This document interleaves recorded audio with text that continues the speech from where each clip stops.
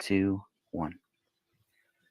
Welcome to episode number 31 in The Gray Stage, a book by Greg Fernandez Jr. right here. And we're being joined here by William Greg Fernandez. How you doing today, Greg? I'm doing very good, my friend. Thank you. Good. How you doing, William? I'm doing pretty fantastic. It's been a while. Awesome. For those following along, we're on chapter 15 today. This is the 31st episode. And if you've got your book with you, we'll be starting reading from page 137 today. And if you're following along on PDF, I believe it's 154. We've been doing at least one show on every chapter in this book, Greg. And your book came out in 2019. And we're going through basically reading it word for word, chapter by chapter, in the form of episodes to get this information out there. It still is the best book on this true crime story about a triple homicide in Apple Valley, Minnesota in 2015. People are really into true crime homicides now. I just got done sharing your link to two different places on social media, Greg, and your page shows all the various links and all the archives of the shows that we've done, and also has links to your book. For those interested in true crime podcasts, I do recommend this to follow this, whether it's these episodes or reading this book, or follow the Facebook pages. The Twitter hashtag is Justice for Crowleys, all one word, if you're following, listening, or interested in following on those locations. But today's show is going to be interesting. We've got the chapters called A Quick Trip to Hollywood. Once again, chapter number 15. It's only 4 or 5 pages, but it really delves into David Crowley's trip to Hollywood, and it all deals with his contract, which is one of the most, at the beginning of the case, Greg, this was the most debatable topic at this entire case. Everyone of David's closest friends and buddies and people that he was in the project said there was no contract. Yet there was a contract. And so now we get the question of the lies, or if they didn't know there was a contract, why would they not know if there was a contract? So we've got this issue hanging out like a big black cloud over this entire deal. And I think once people understand that this chapter and what really took place, it helps us hone in more on what really happened, because now we've got motive. We've got all these things about a triple homicide, money, $30 million, a Hollywood deal, and all these very things that the closest friends that are calling us conspiracy nuts have all been pushing from day one, that there was no deal. Now we've got the evidence in this chapter. Any questions, anybody, before we start off? In the chat room, maybe? Nothing so far. I think everyone's just kind of tuning in, joining in. So yeah, thank welcome. you, everybody, for joining us. Appreciate it. Welcome. This is a very, very important chapter in this book, very important episode. So I'll start off with the beginning here. Once again, reading from Greg Fernandez Jr.'s book, The Gray Stage, copyright 2019. Starting off on page 137 in the book, it says, on October 26, 2017, Dan Hennon interviewed Mike Boggio III, president of Michael Entertainment Group, also called MEG. During the interview, Mr. Boggio discussed how he met David Crowley, the alleged $30 million deal, and when negotiations related to the Gray State project ended. Now, just an overview, it was Mike Boggio III and another fellow businessman named Mike O'Donnell, or Michael Connell. Two Mikes. What's the last name? Are you guys familiar? Yeah, it's Mike O'Donnell. Yeah. So those two formed a company out in Hollywood and just called it MEG, Michael Entertainment Group. It's two of their, it's just both their first names is all it really is. Mike Boggio III is the president of the group. So on October 26th, this chapter really relates to talking with him on the interview that I conducted to really get the facts out relating to this, because this was the biggest crack, I think, of the holes. Everything fell through this, and once we got the answer to this, and this is 2017. This was the fall of 2017 before we knew this, and the bodies were just discovered January of 2015. So between the Facebook pages, all the Twitter, everything that was going on, this is the first time we were able to really nail this down and get some of the facts. It says, hello, Hollywood. Continuing on, Mike Boggio III met David Crowley through an unnamed mutual friend. The mutual friend connected us together, so we set up a meeting with David in California. I talked to David numerous times on the telephone prior to our first meeting. So that's how we got together, end quote. In May of 2014, David Crowley met with the Michael Entertainment Group in Los Angeles, California. Quote, "It was a very promising project," Mike Boggio explained. David wrote the first go-round of the screenplay. We went through it thoroughly, made numerous changes, advised David to make numerous changes. At first, we were taking it to the big screen, and then, as we thought about it, we figured, how can we pack in all of this information in a 2-hour or a 2.5-hour film? Let's take it to television and have a series made out of it, which would have been a lot better for the concept of David's idea, end quote. So once again, David always wanted a movie with the Gray State Project. That's why he was pitching the screenplay to Hollywood to try to get someone to bite on it to produce a movie. Well, typical movies are 90 minutes, 120 minutes, even 2.5 hours. But there was way too much to cover, is what Boggio is getting at here. Those of you who have seen the 2.5-hour, 2.5-minute trailer, there's a lot in that trailer alone, and David had multiple scripts. So he was going and writing this script to pitch it, but it really ended up turning into a TV series, a mini series, if you will. Continuing on, it says, without specifically naming names, Mr. Boggio commented on the actors considered for the Gray State Project. Quote, "We were talking about hiring some pretty substantial A-list actors to fulfill some of the roles in the project," end quote. Mike Boggio thought David's version of Gray State, quote, "would be a great A&E show. It would be a great cable network television show that could spin off into a film," end quote. And so he was talking here thinking maybe A&E could be the home for something like this. And isn't that interesting because of what we know happened with the whole Eric Nelson's film that got on A&E? It's just very interesting how is it a coincidence? I always thought it was a very strange thing how that's where they were pitching it. David's project is supposed to go there, and then there's a hit piece that ends up going there after David died. And I always found that strange. And I think, Greg, I think in this case, it's probably coincidence. A&E does run a lot of true crime, a lot of documentaries like that. So I suppose it would have made sense. But when Eric Nelson got a hold of it with Werner Herzog, and it did end up on A&E, it was for much different purposes, of course. It was a documentary for a hit piece documentary. But once again, it ended up on A&E first. Now it's all over Netflix. But it is interesting. I would say it's coincidental. William, do you have an idea on what you think? Is this just a coincidental thing, or A&E touches so many shows in this genre that it probably would have ended up there anyway? To be honest, I haven't really looked too much into if it's necessarily coincidence or not. What I do know is that the way Werner Herzog, or whatever his name is, I don't know how you'd pronounce it, probably Werner, but besides the point.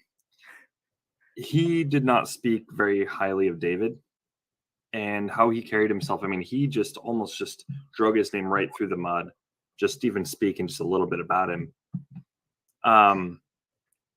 The thing is, they can't really prove it. So, of course, they're going to go and do a hit piece on this.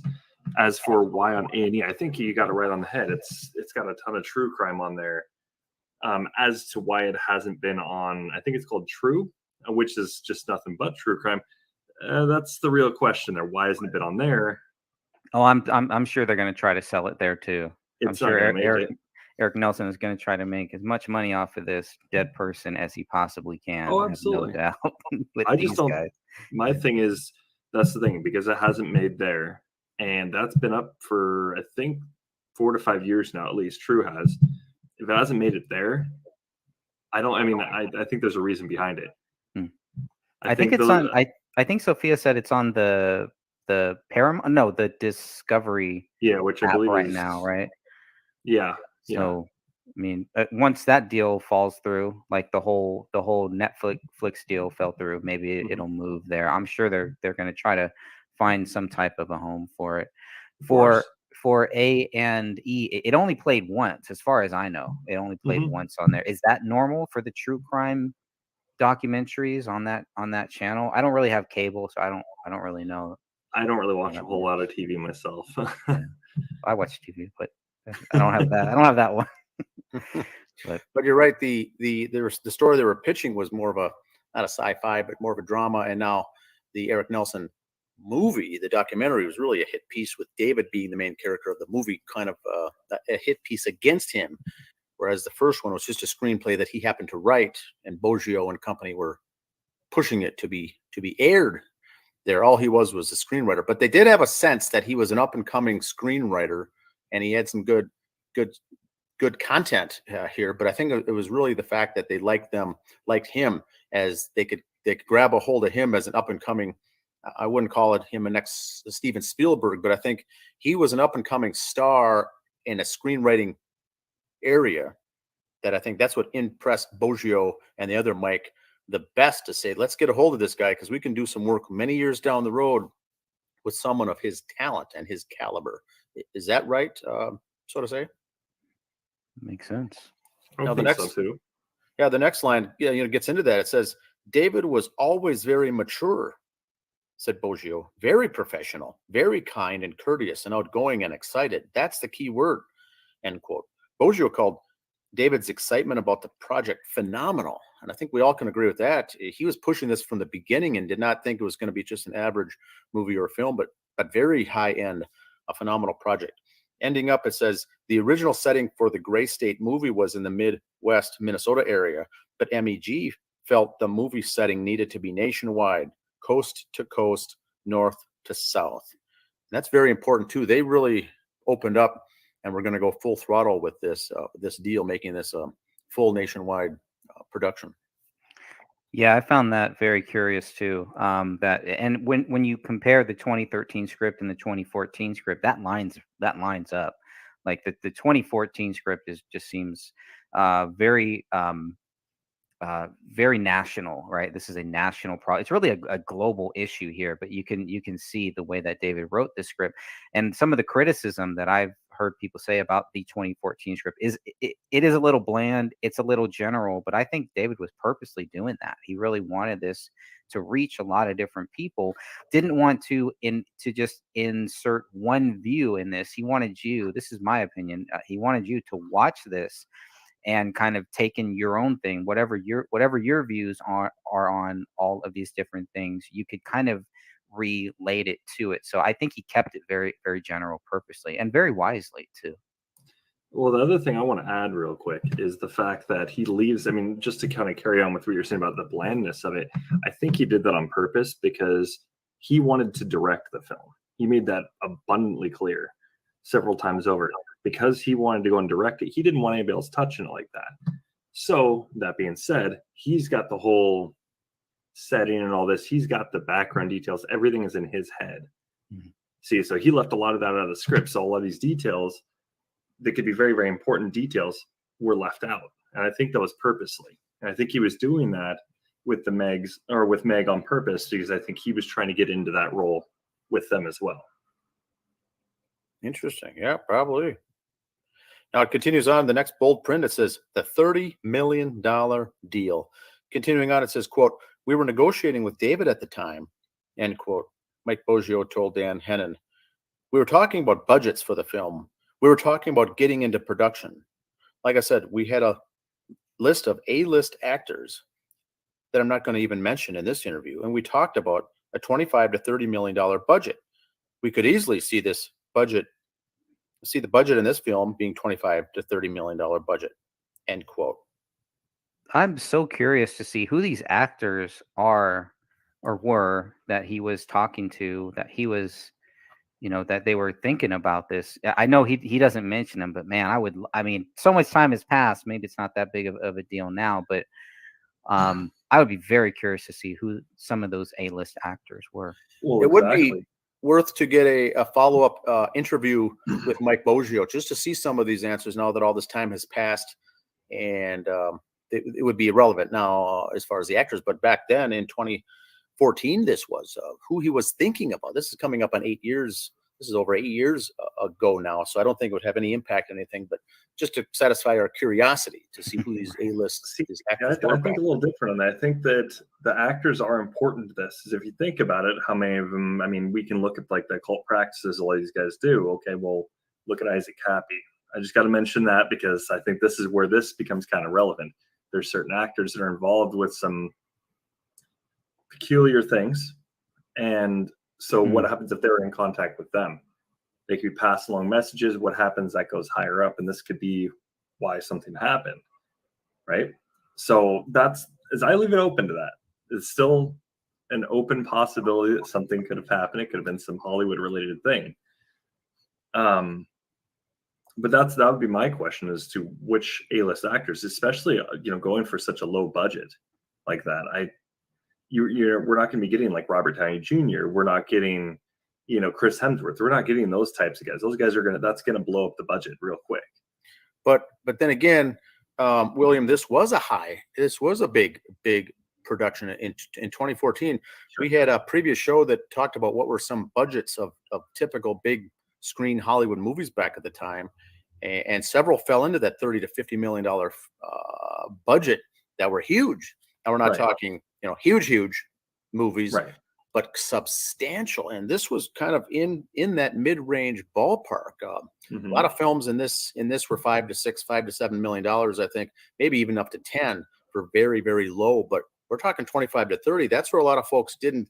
They said, I don't think David Crowley was in this because that's some big money. And we have to remember the other thing for our group, for the show here, is his own people that he was working on the project. I don't think were aware of this at all. David was doing this all behind the scenes. He was making these contracts, making these deals, working with these people and making the contacts and the networking. They didn't even know. So when it first came out that he had a $30 million deal, I think the knee-jerk reaction that it was not true, to some extent, they didn't know this was all going on. So he was already pulling away in a good way from these snakes within his own realm. But Greg, do you remember some of the titles? I think even if you Google it, now what would be a $30 million budget for a movie, some popular Hollywood movies. And it was more than I thought. Let's put it that way. That was in that range. And once again, this isn't revenue. This isn't money that would be coming into David. He wasn't, going to be making a $30 million, but a budget to be expended to make a movie like this. When it got put in the can before it even got set for release, $30 million. There are some budgeted movies that are up in that range. That are I was surprised by. Yeah, me too. I'm just looking up a couple of those. Well, there's always Star Wars. You could start there, I guess, but it depends on how far back you really want to go, right? My Big Fat Greek Wedding was another one, 5 million. A lot of different movies, and we also know that when they set that budget, right? We also know that they generally go over budget too, right? So they're not gonna. I mean, the first Saw, this says 1.2 million budget. I mean, that's crazy.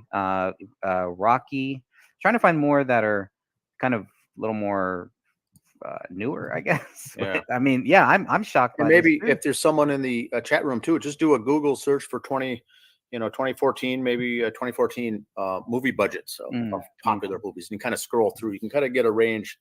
We've covered that before, but like William said, it's kind of mid-range. There's of course the big ones, but there's a lot of movies that would surprise you for being in that level. But right in that middle, that middle. Now, surprisingly for me, I would assume that for an entry level. Now, if someone's been in the movie business for a while, yes, this would be a very low. But for a very first movie, a very first film, for David to be in this $30-25 million range, that's I think the surprising thing that I took away from it. For instance. Well, and I started looking some things up just to kind of give a ballpark, because they're mentioned A-list actors. When you think A-list actors back in 2014, 2013 area, all the way through 2015, we're still looking at guys like Tom Cruise, Robert Downey Jr., Chris Hemsworth. And you got to think Age of Ultron, right? That came out in 2015. Well, Robert Downey Jr., which would probably be one of the highest paid actors in Hollywood at the time, I believe still is. He made $80 million in that movie. And that would have been well over the budget. That's why I'm saying I think when they're saying A list, I think it's probably closer to B list actors. Yeah. I don't think it's any really big A list Low, actors. maybe low end A list. But even if they do go for some low end A listers, it's still going to be, they're going to take up a good portion of the budget. So Interesting. I think this is why they would probably have to be small roles for these big names if they're going to include them. Gotcha. It would have to be some people that are pretty new to acting, maybe some really, really like D-list actors, things like this, like Casper Van Dien, whatever his name is. You know, he's in like every movie, right? He's like in every franchise, Starship Troopers, Python, I mean, all sorts of other movies. He's an actor that I believe could have been considered for the movie. Honestly, I don't think he would have been bad in that, you know, along with the scripts. I think he'd be pretty good. But besides the point, still better than dating August Mason. But it's one of those things that is just like, you know, if we look at the numbers on this, like, you know, it's something I always preach. You look at the numbers, you follow those numbers, you start seeing some areas where it's like, okay, yeah, maybe not this, you know, what these guys are saying here, but maybe it's more along these lines. So yeah, I'll have to look up more of that later on. That is interesting. I'm very curious now to see what some of those movies. Yeah, if you look in, you know, Wikipedia is very good too. If you look up an individual, it'll always mention the budget number, not the gross, not the tickets, but the budget for the film is interesting to see what some of these are. So this was 2014. On May 23rd, 2014, David Crowley posted an update about the deal with Michael Entertainment Group. So he made this public. This was middle of 2014. Him and his wife just moved into their house in December of 2013. He makes this post in spring of 2014. It just happened. I'm not sure how many details I can divulge at this point, but Gray State will be optioned in the next 2 weeks at a major budget and connected with A-list talent. We are connected with a producer who, above all else, wants to preserve the film's pro-liberty ideals. This is all we could have hoped for and more. Thank you all for being our strongest selling point. Let's make a movie. Now, he posted this, but we also have to keep in mind, too, that the fans of Gray State were really getting edgy, getting very itchy. When is this movie coming out? What's going to happen with it? How come nothing's been done with it? So in some of these comment sections, I know, Greg, you followed this as it was going on live. There was a lot of negativity about this project in 2012, 2013, 2014. David had to answer to get some of this stuff off his back. So I think he was glad to get this first announcement of May off, because now he was saying we are doing something. It is going to be everything we hoped for and more. And so that's going to kind of quell the crowd who was jumping down the project's back. You read some of the stuff in 2013 online. They were getting antsy. These fans were getting very antsy. Did you notice that too, William, on some of these older comments, if you've read some of these threads? Oh, absolutely. And the thing is, I mean, there's a lot of people, like me personally. I have a friend he's the one who got me into this case. He had me looking into this. That was his big thing. He's like very, very huge supporter of this movie and that Santo, or whatever it's called. Or if you guys remember that one. They had trailers out for it and everything. It was, but he was very, very big on that, because he's like, well, this guy's got a great idea. This is going to be exposed in a whole lot. So he was falling in, he was filling me in with a lot of these things. But as I'm going through the comments and reading it, I mean, I think I agree with you on this, is I think that he was just trying to find ways to alleviate the pressure from the fans, because without the fans, I think that's why he was trying to make the point here. Let's make a movie here. I think he's trying to really just show, hey, look, we're right here at this point. I've been working my butt off. We're almost at the point where there's going to be an actual movie, which I mean, that's what I noticed. A lot of fans were starting to back off at that point right there. They're like, all right, cool, fine. You got something going. Yep. But we do see there's other points where it kind of peaks up again, and they're starting to get a little grouchy throughout the year too. So yeah, there were comments after comments, right, Dan, where it's like, this movie's never coming out. You guys took our money and you ran with it. This is all a joke. This must be a psyop. I mean, David's project was being called a psyop back in 2013, 2012, which when I read that, I was like, wow, this is really, really odd stuff. And then, he was being all of the things that he was being accused of, a part of crowd, his last name, the whole Mason thing, and then all of it happens. It's just very, very strange stuff. Well, I would say follow the names, because a lot of those people on there, there's people that have got, 2, 3 Facebook identities, right? That's and they're probably, posting the yeah. same things, have the conversation with themselves, even crazy stuff. That's crazy. I forgot about that. Yeah. I always forget there are trolls out there. Apparently, I don't know. Tons of them. Too many to count. So on the top of page 139, we continue. It says, quote, "So there were negotiations," Boggio confirmed. "We were actually trying to option a screenplay. When we option a screenplay, we option a screenplay for a certain amount of time. I think we were going for 24 months, if I remember right. And within that 24 months, we had to get into production with the film. Otherwise, the option goes back to David. So that's what our negotiations were with David at the time," end quote. Mr. Boggio then clarified, "When we talk about $25 to $30 million, that's what we budgeted for the film project.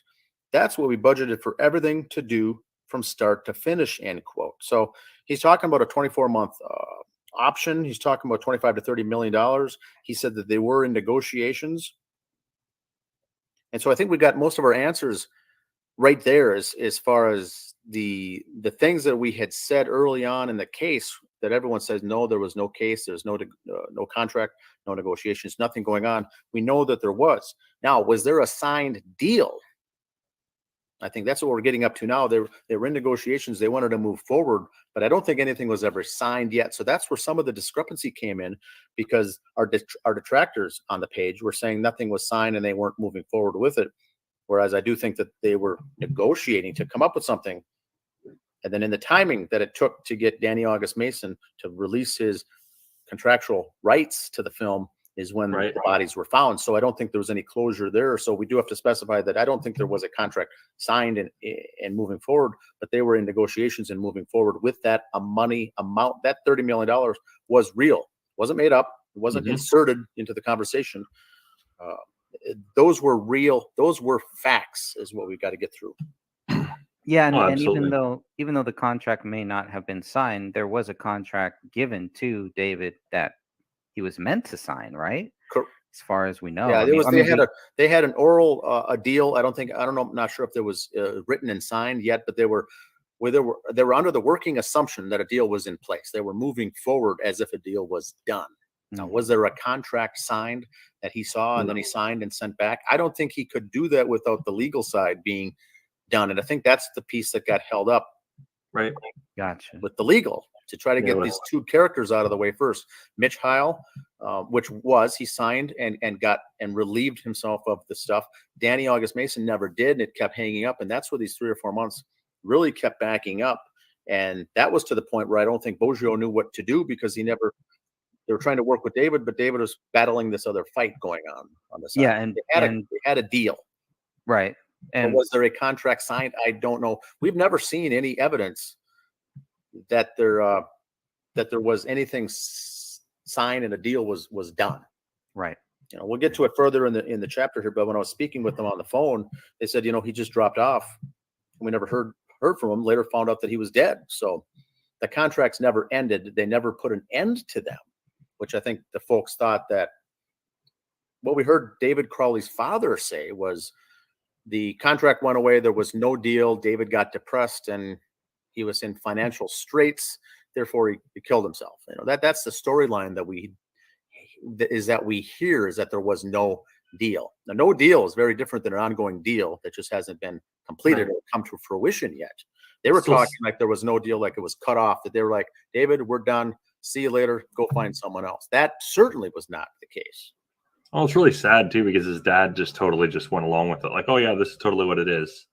It's BS. Yeah, it gets interesting, because it to somewhat either he didn't know or he made that piece up to go along with the narrative. And so when you say the word sad, it's true, because it's both sad and possibly quite disgusting if he did know the truth and had to push that line to go along with the narrative. Well, I think he might have been upset too, because David wasn't really speaking to him. No. I mean, you go through the phone records and you see that him and David weren't really speaking. There were no texts. Exactly. No text like he claimed there was. There was no phone calls. There was, even with Dan Jr., there was no phone calls or texts up to a certain point. So, and it was Dan Sr. that says that, oh, David told me directly that I had to walk away from it. Just feelings of the heart, I guess. It's not going to happen. Mhm. Well, that number one, that text never took place. Number two, that's not what happened. So we got a bunch of layers of lies here going on. And once again, we don't know if it's misinformation or disinformation. The only difference of those two words is intent. Are they intending on purpose to push us down the road, which I think the Gray State guys were doing, or was it misinformation that they just didn't know? Lying about a text, I think, is more disinformation because there's intent. That text did not and never did take place. Continuing on, it says, regarding Meg's last conversation with David, according to Mike Boggio, it was sometime in September of 2014, and negotiations continued until David died. Huge statement right there. Huge statement. Negotiations continued, meaning they never ended. That's huge. We actually met face-to-face in Hollywood, Boggio said, of his last encounter with David in September of 2014. Quote, sat down right on Sunset Boulevard. Sometime in that time frame with David. David was out in California, flew out for the night just to come sit down with us to discuss the updates on the screenplay and discuss the concept and everything else. So that's when we sat down. And he actually made a new trailer. We're sitting in there watching the trailer. And then we discussed, hey, let's think about taking this to television. And we gave him the reason why. You get picked up by a network. And it was just off the heels of Sons of Anarchy leaving the network. So we figured this could be a good spinoff for the network that Sons of Anarchy was on. Now, was that A&E? No, it's FX. Okay, gotcha. And it would pick up the demographic of Sons of Anarchy. So we Crazy. talked to him about the numbers and statistics and discussed, if we take this to series, then not only do you have a series, it can play out longer. Then at the end of the series, it can go to the big screen. He was excited about it. Now we're on the top of page 140. He was open-minded about it and thought it was a great idea. I don't know where the whole depression comes into play when it comes to regards to making Gray State Network, end quote. Now we get the depression. This is the president of the company saying, I don't know where this whole depression thing came out, because that's all we heard in the press. Remember, the mainstream media said David Crowley was depressed, pulling himself away, shooting his family, his daughter, his wife, and then himself. He had no money. So we know now we're getting into the guts of this, the facts, if you will. There was no depression. He didn't know anything about the depression side of things. He talked to David, called him phenomenal, and called him an up and coming guy. Now, the next paragraph says, quote, we put out an offer to David to option the contract, said Boggio, which would have gave him some money up front. And then we would have went and ran with the film project or the television project. David would have been a producer on the film, so he would have been paid to be a producer on the film. Then he would have reaped some of the benefits of whatever the film grossed. We all would have. David had an idea. It was a very, very, very strong idea. So that's why we all got together, end quote. So now we're getting to, William, you mentioned that he was interested in directing all of this. And I think he was at the beginning. And then when it turned into the web series or the television series, and it got drawn out longer. And we know at the very end that it really wasn't going to be David directing it. He would have been a producer and assisting and helping out with it. Mm-hmm. And it sounded like as it morphed, David was more okay with pulling away from the director to say, you know what, I think this is all in good hands. I'll help you with the producing, and this thing can go out for several seasons on television. Right. And that's actually, what I think they got through to him to say, we can get another director in place. It won't be you, but we can still keep you engaged. And David was okay with that at that point. At the very beginning, he was lock, stock, and barrel. I'm going to do all this myself. Well, the great thing about that is if you look at what he did, you look at the two different scripts that we got the Daniel Nicasi, and then we got the Daniel Walker. You look at the Daniel Walker, you can see that one's definitely meant for a series, because even the way it ended, you're looking at probably about a season-ish about how long that script is. Now he left Okay. a lot more details in that one. The initial one, he left some details, but it was like the things he had to have the details for. But everything else was very, very vague on details. You look at the second one, it's not as, I don't want to say as bland. So, which I think that's why him moving on to a producer, why that makes sense with that script. Yeah, I'm very curious about when because we have his scripts, but the last script we have that it's dated, it's in May of 2014. Once David knows that this is going to be made a TV series, there's no treatment. I mean, there has to be. He's got to be writing some type of a treatment or something, but there's nothing typed up. There's nothing that we have. There's nothing that I've seen even floating out there, but that must be out there somewhere. Whatever David was going to do with this TV series must be out there somewhere. I'm sure it is. I'm sure it's probably in one of his his Dropbox or something. If it was, I mean, he could have been writing it on paper too, right? It could be in a notepad that is no longer with us anymore. Somebody may have taken. Because the offer was made by Boggio and Meg, MEG, would they have, if we got a secondary follow-up interview with Mike, for instance, that question could come into play too. Would they have the rights, or would they be sitting on some historical data as far as a document like that? Maybe would they would be able to answer that, yes or no? I don't think they'd be able to. I don't think they'd have any rights, but just because there was no deal signed and just because of legal obligations, I think that's where that would fall. Okay, gotcha. Okay. And it says here, we put out an offer to David. So at the top of that paragraph, you see where he says that, quote, we put out an offer to David to option the contract. So, and I'm not too familiar with this. Does that mean then that there was an offer made and David didn't respond yet? Yeah, I'm pretty sure that he's speaking directly about that one contract that we do have access to that wasn't signed. Okay. Because he couldn't sign it. I mean, if the minute he signs that, there becomes a legal issue with Danny August Mason. He could fight that. Cool. So we do have for the naysayers out there. Let's just say this: that there was an offer made to David. It was never canceled. It was never revoked. It was never, they never pulled away. There was an offer made. There was. David didn't respond yet, so there was nothing official as far as a deal signed. I'll say, but they were moving forward and working under the assumption that this was all going to happen. They were on this, all this was tabled, because of this legal stuff. But so for the detractors out there, they did have, this was all on the up and up. We get it right here in black and white. Wow. Now, maybe we're getting to it. Sorry, here on the next paragraph, it goes on to say, asked about the rumors that David walked away from the project or that Meg decided not to go forward with the project, Mike Boggio set the record straight. Quote, we didn't fire David. We didn't get rid of David. However, that went. And he didn't walk away from us. I mean, there was never any of that. And I don't even know where those two ideas came from. Nothing to my knowledge, period. Again, we never told David to get lost. I tried contacting David after our September meeting or discussion. I tried contacting David for months to discuss things. I didn't hear from him or anything.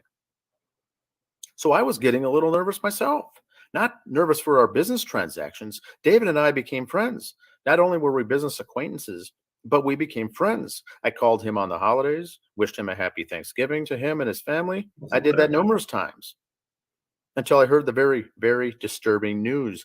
End quote. So now we get this quick relationship where it goes from working on the deal, working as a business acquaintance, to having a lot in common, actually becoming friends, calling on the holidays, asking how the family's doing. And so these guys became friends.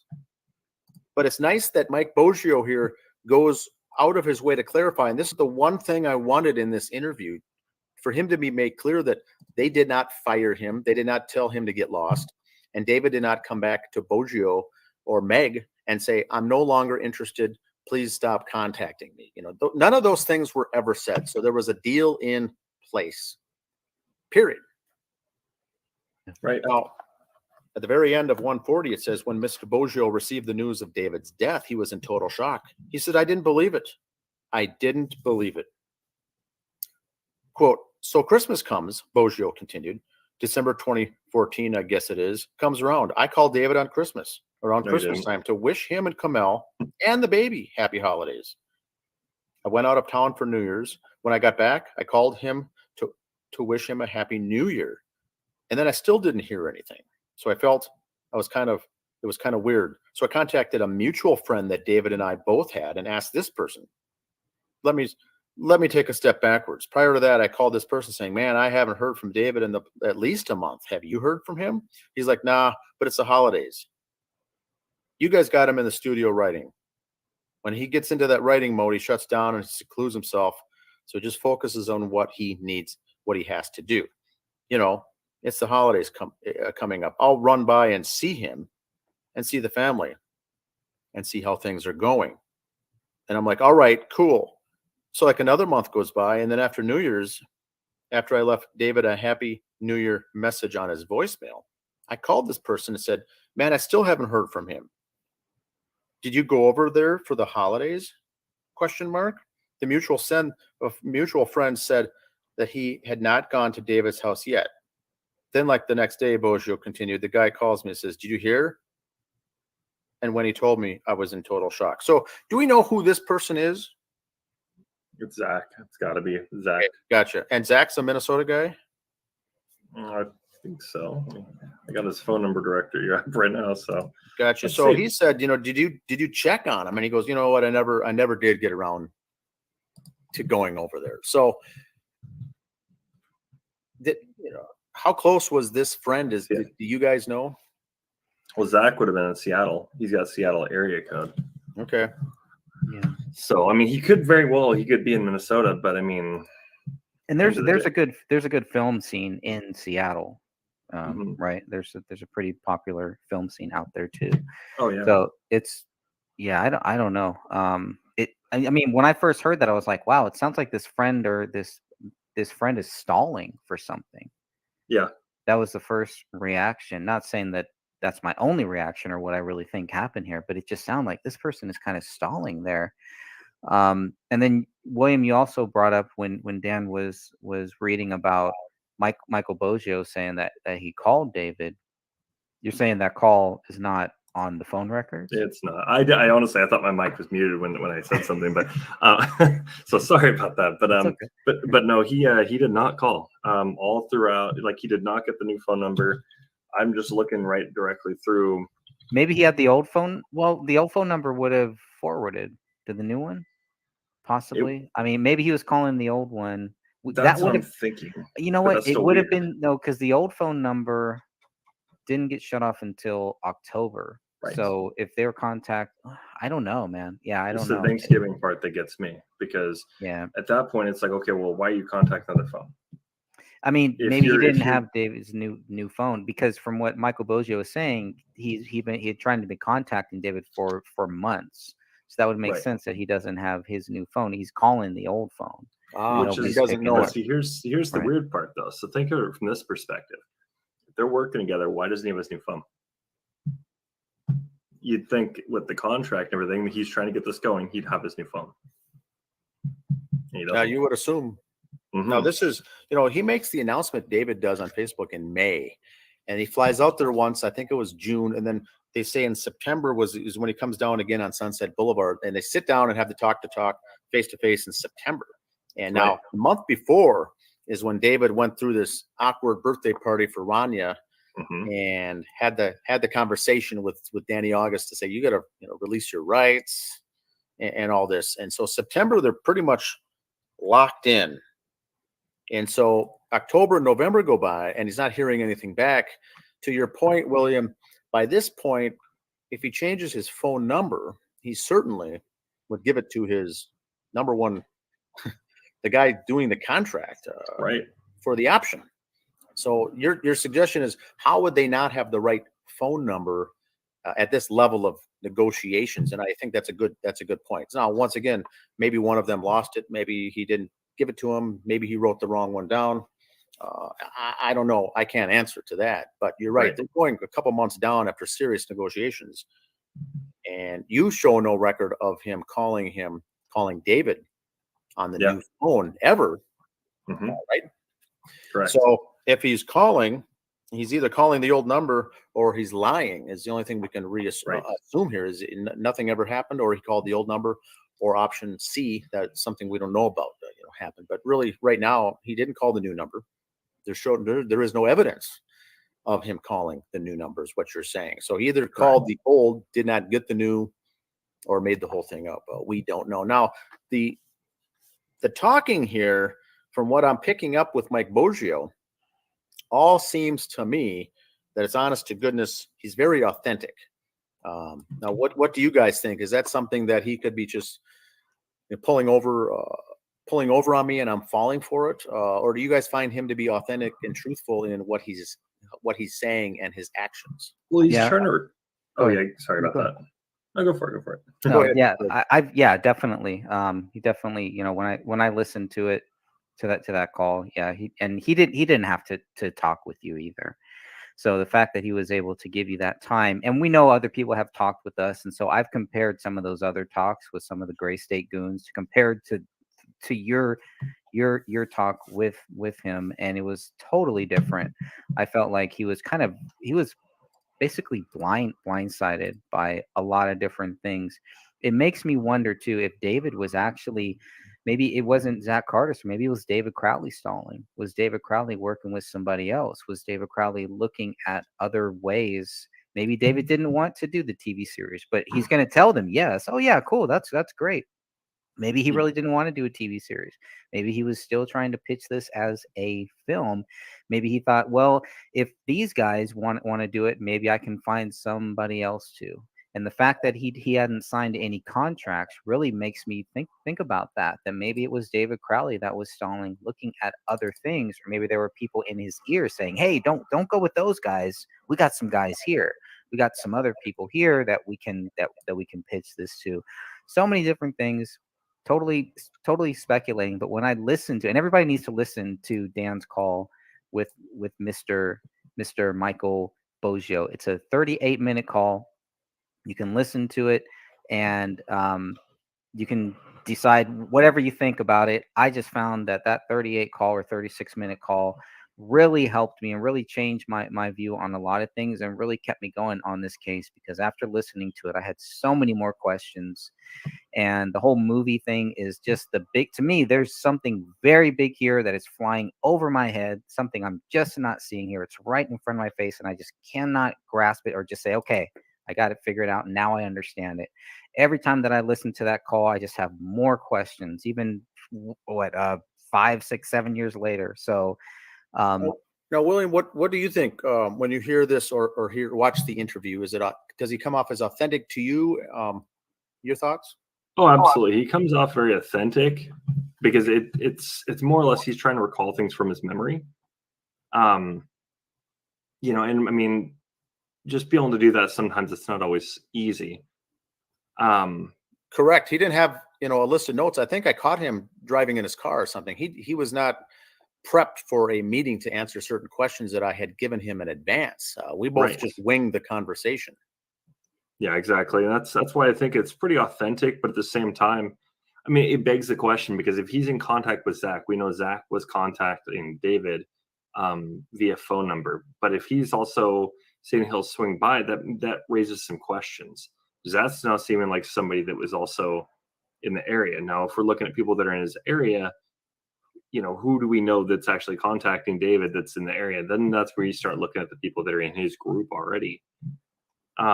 Potentially. But there's also the other thing I also want to bring up too is Greg brought up a very good point, so did you, about the whole, was he talking to somebody else? Well, he was talking to what was the guy's name? I think his last name was Allen, I think it was. Jason Allen? Yes. In that email there, he seemed almost like he was like, okay, well, I've got other options. This is the route I still want to take. And he's talking about movie deal and all this. He's talking about video games. I mean, you look at what they got from the Mikes, there's no video game deal. There's nothing. It's just, here's the money. And there very well could have been some things talked about.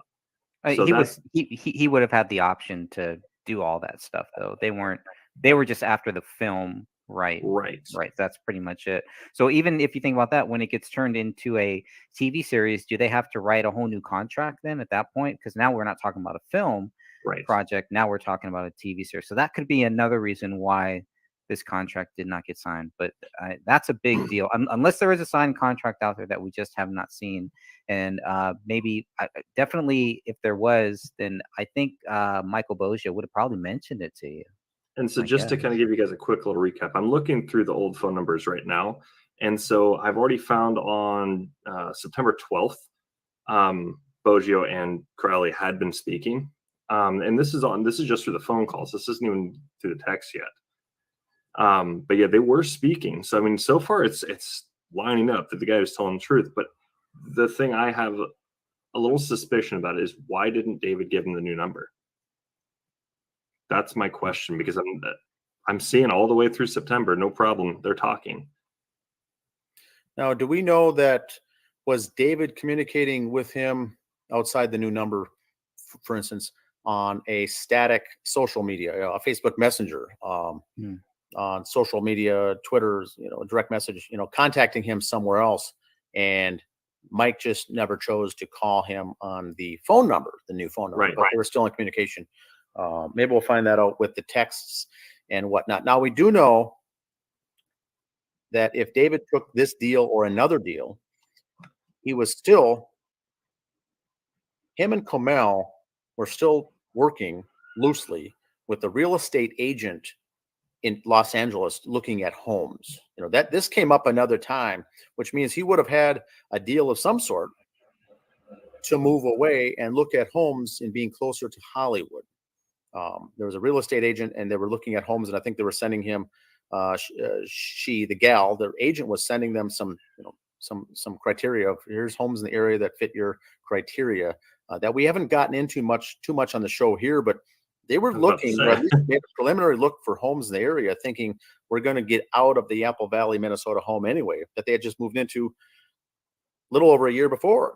So he had something in the hopper, not necessarily making much more money, but he was looking to go to LA. Whether the deal with Boggio was true or he had another deal, he had some deal somewhere that they were looking into real estate. Maybe that, and also the reason of getting away from the family and the circle of close friends that he had there that turned out to all be snakes. Either way, but there was that they were moving forward not only on the contract, but moving forward on homes and looking at property. So that's the part I haven't been able to find anything on that. And I was going to give that to Greg, I think, last episode, and I didn't. So maybe I find it here after the show and send that over, some of that communication as far as the emails looking at property with the real estate agent in the Los Angeles area. So he was interested in taking that next step. And I don't think, I mean, I believe you. And that's the thing. It's just just for the proof of things. I like to have it right there anyways, but yeah, I'll get this after the show here.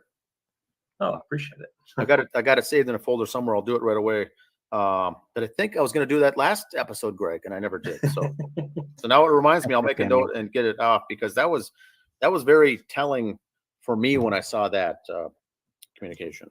I mean, it seems. I mean, as you look over the journal and all this, they do talk about how they want to go and move to LA or somewhere over in like the California area, I believe, if I'm not mistaken. In the journal, they talk about it, because I know they talk about moving away from Minnesota. They want to get away from everything that's there. Yep. He wants to get away from his family, his so-called friends. Komel wants to get away from her family, so things like this, that kind of comes up. It's a little interesting. So we got the final page. I'm at the bottom of 141 here. It says owning the Gray State franchise. Now this is an interesting topic and very important. I'm glad you have this in the book, Greg. It says, who owned the rights to the Gray State project? Who owns them now? If the deal with MEG was only with David, where did Danny Mason fit in? I have no idea what David and Danny's deals were, Mike Boggio related to Hennon. I can't answer to that. We had nothing behind that, and we didn't have anything to do with that whatsoever.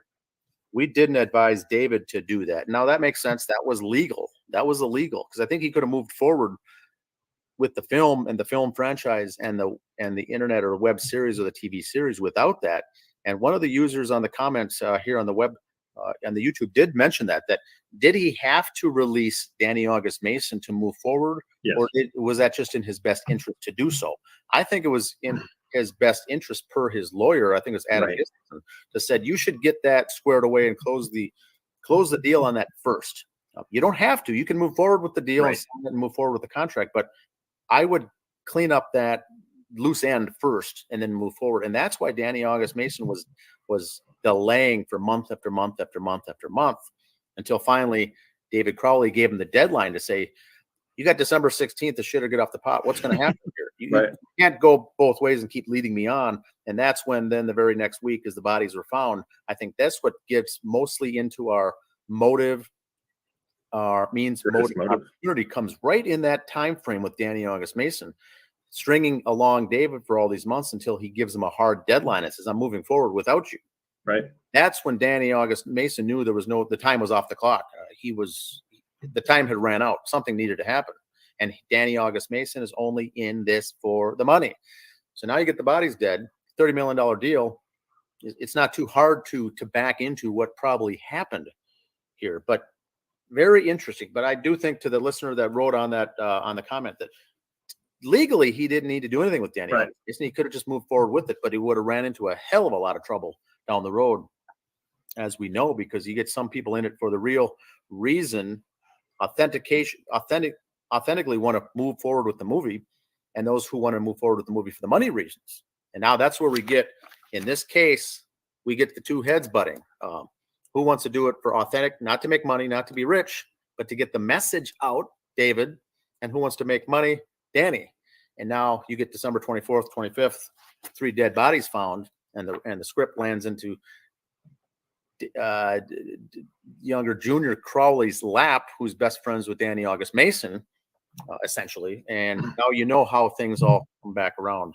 And a few months later, we get a franchise in the state of Minnesota, a Secretary of State business dealing that Gray State Universe LLC comes into existence, and he tries to trademark the Gray State logo in the months following the deaths. And who did that? Shady. Was none other than Danny August Mason. So you can tell whose motive is what by what actions they actually took in the months after the deaths. It's not too hard to figure that out. Now, the very last 2 paragraphs says, Dan Hennon then asked if the script still had value. Well, Mike Boggio answered, when all this transpired, we backed away. We backed all the conspiracies and everything else. For a long time, for at least over a year, we didn't even discuss it. We just figured it was too toxic to even be involved with. Whoever got involved, Boggio continued, I know since then, they've made something. I know there were a couple of guys out there that contacted me saying, hey, man, we made this thing. We want you to see it. What's your thoughts? We never even got involved. Then we had a conversation at least a year, if not longer than a year, after David's death with David's dad. And I think it was Danny Mason. I think it was. I can't remember for sure. But we had a conversation with them about picking up this thing, back up and running with it, because as far as I remember, David's dad got the rights to the film, or got the rights to the David's estate, so he wanted to do something with it. We started talking with David's dad, and then nothing ever transpired out of it. Now, this is some shocking stuff. Thoughts, William? Oh, absolutely. I mean, it's so just to kind of clarify a couple things, I wanted to go and hit something on the head real quick. So earlier we were talking about the legality of Danny August Mason, that whole thing. That basically, if you guys were familiar with the Friday the 13th settlement or kind of issue they had there with the writer of the first movie, there was an issue. And so they just recently settled on it. It's a long process and it takes forever. And that's the thing, is Danny August Mason would have been able to come out ahead with a little bit of money. And the longer it could have went on, he could have went in for damages, all sorts of other things. So this we're talking, it would have been a good chunk of change, which is why he was getting with Adam Gleason so early on. And we know that they were talking, I think it was as early as, I believe, April. I believe it was. I got to go and take a look at the phone records again, but I believe that's when they started talking. So I know that they were talking to Adam Gleason with the mics as well. So there's this big old money trail here. Is basically what we're looking at here, and the potential of a lot of money going to Danny August Mason. So just to hit that on the head. So yeah, but he could have proceeded. It would have been a big process for him to get himself out of. But as for this whole revelation about the dad and Danny August Mason speaking to the mics like a year after or a little after, it seems a little disturbing. Why would his dad want to do something with that? Wouldn't his dad just kind of want to just let it rest, just let it go? You know, I mean, if he's saying there was no deal, why is he getting in contact with him then? If he's saying David said he didn't run with the deal, it's over. It's, you know, he decided it was a matter of the heart or whatever. Why is he now going to speak to the mics about it? That just tells you right there he's lying. And there's intent. He chose to lie to the police. He chose to lie to everybody. There's more to this. And the fact that Danny August Mason is still tied in with this says a whole lot. I think all of the Gray State Goons are tied in with this, though. Oh, I think they kind of they were trying to create this bubble around David's dad.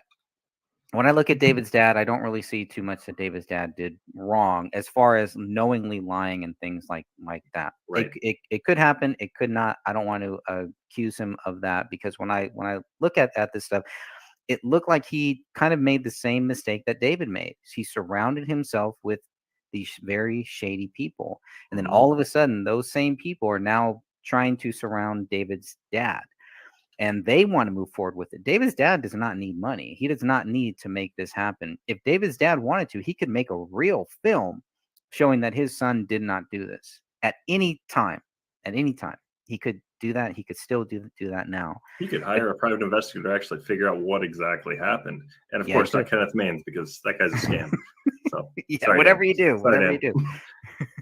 But hey, you know, I mean, that was part of the whole process. And I think Kenneth Maines, I think we had a good chance to really get it. But yeah, he just kind of dropped that ball. But speaking on that though, wasn't his show also on A&E? I thought it was he had a History Channel show, and I know he was in the works, or something was in the works. And right after this came out that Dan Hennon hired him, and we saw how bad he did, all of a sudden, I'm not saying it's related, it could be coincidental, but all of a sudden Kenneth Maines deal is dead too. Yeah. Kind of ironic at that point. It's kind of strange. Yeah, he was doing, you know, the whole series on the Zodiac Killer and some other true crime stuff. And I don't know if that was A&E or not. More than likely, one of his projects may have ended up over there. You know, who knows? But yeah, it's interesting. The whole scenario is now the Boggio family. Boggio Group says they stepped away, which I think is a good business move with all this toxic stuff going on. They stepped away. Then a year or two later, people start reaching out. They start, well, maybe we can do something with this. But it's funny that it's Danny August Mason now and Dan Crowley Sr. involved. It's all too interesting because, like we said from the very beginning, where is that script going to land? If David dies, the rights are going to go to his wife. If his wife dies, the rights to that script are going to go to the daughter. So what do we get here? All three of the heirs, all three of them are dead. So now the question is, does it go to the Alam family or the Crowley family? I still don't know how that happened, but why would it go to the Crowley family?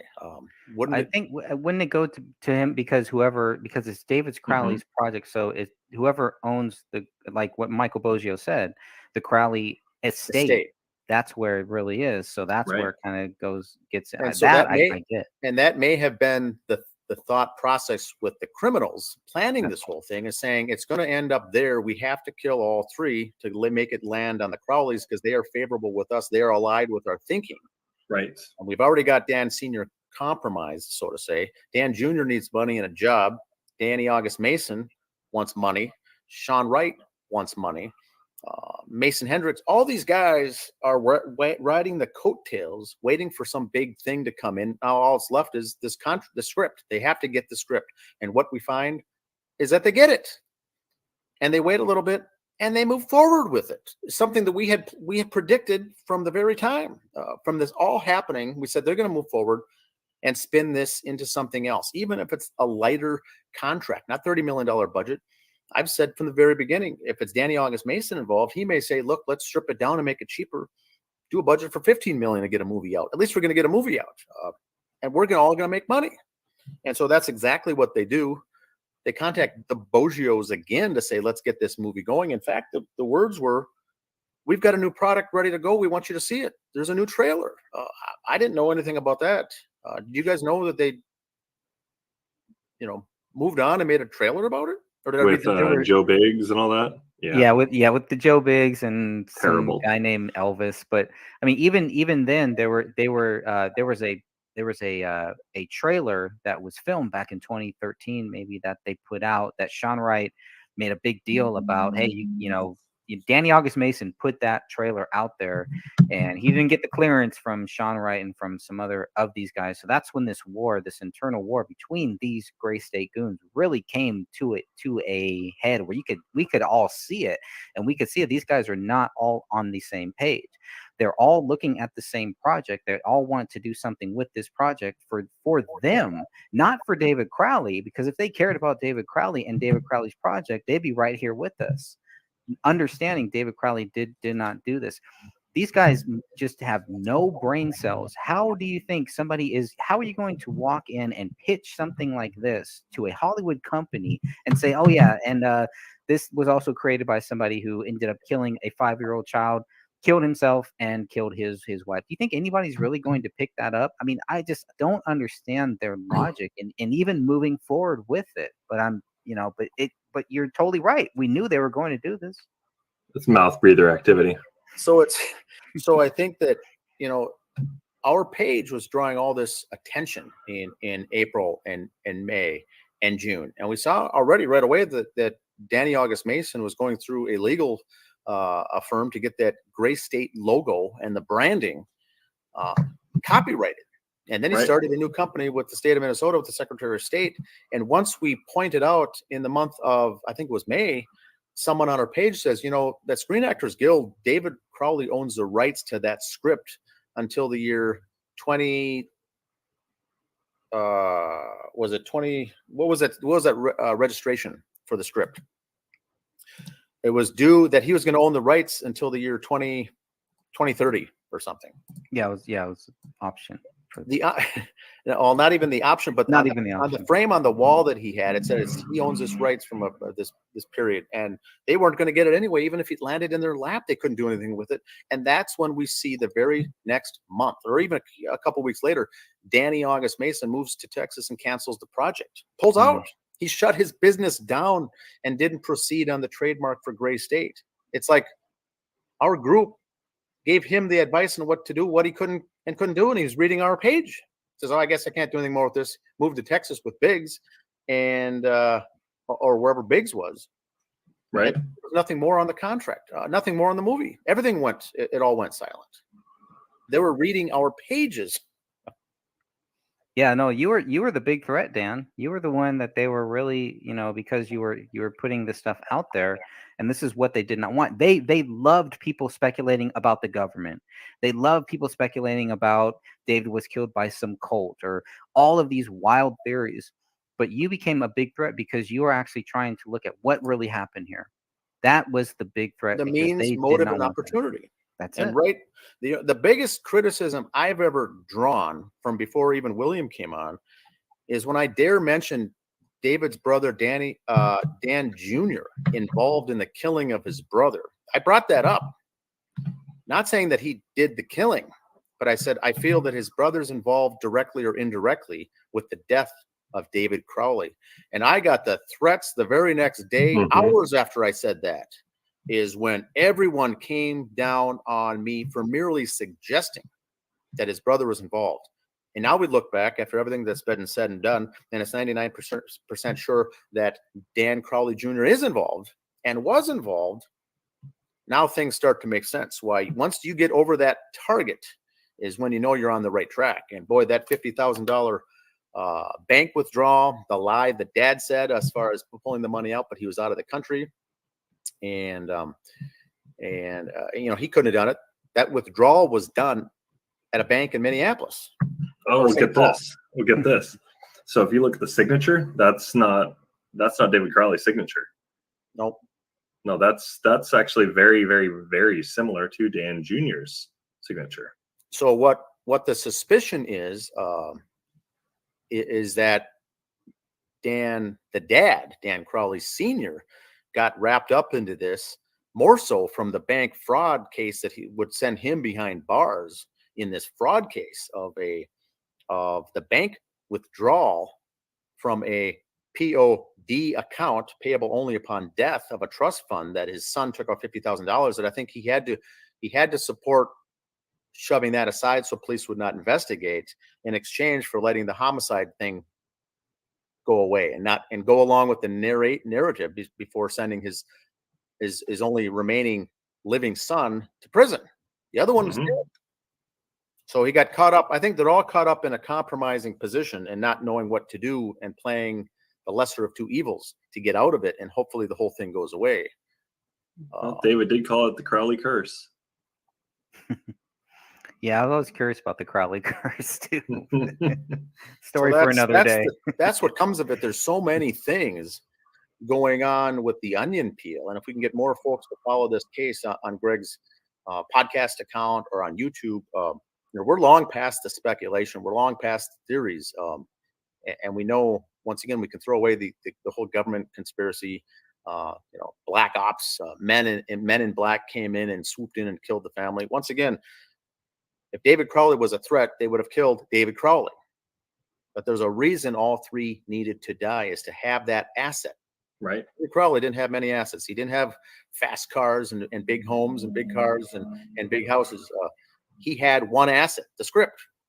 And they needed that to fall into the hands to move forward. And that's exactly what they did. It's ridiculous how obvious this stuff is, but by these numbskulls running the show here. The idiots are so bad that we're solving it on armchair investigative shows like this on a podcast, and we got it solved. Well, I mean, there's more and more of these types of podcasts popping up solving crimes before even the police do. It's pretty ridiculous. Police could have solved this whole thing years ago. All we have to say is Uvalde. The police could have solved the bank fraud case. The police could have looked into the Kate Crowley mysterious death. They could have done all this, but somehow they too now are compromised. Who knows? Now, I just got back from a camping trip. Guess where I went? To a camping trip south of the Twin Cities. I was in Owatonna this weekend. Oh, wow. Ooh, nice. Owatonna, Minnesota. Mm-hmm. With family and friends. So what I do, I go into town to do a little drive around, right? Tell myself, I say I got to go into town to get some firewood and get some gas. But I go past the Quick Trip. And I think, Kate Crowley worked here. One day didn't show up for work and she was found dead. You drive by her house and you look at the patio where her body was found at midnight, slumped over the table, all in Owatonna. And then you drive past Dan Crowley's home.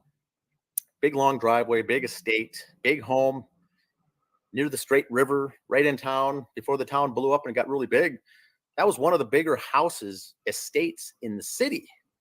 Wow. And so you drive by these things and you just think, do the locals even know how the crime of the century, some people say, is really sitting right in their backyard? It has nothing to do with Apple Valley. The crime, most of the parts of this crime have to do with the coming out of the outgrowth out of Owatonna, Minnesota. Small town, 26,000 people out kind of in the country. But there's a big estate there where the kids grew up. There's a little house there with a wife. After getting divorced, Kate was living in a house, found out on the patio, and working at a little innocent Quick Trip, which is a convenience store very popular in the Midwest. Gas station, convenience store. That's where she had a secondary job, just making some extra money part-time. They all loved her there. And so, rest in peace. Kate is now dead. But a lot of this comes out of Owatonna, Minnesota, which is about a 45-minute drive south of Apple Valley. And that's where those kids, grew up. Parents got divorced. Are those two houses close? Are they the two? No, are they pretty the ones far in away? kind of an and the original house I think they lived in was kind of downtown in her older part of town, and then she bought a newer house in a newer development, lived there by herself, was dating a guy.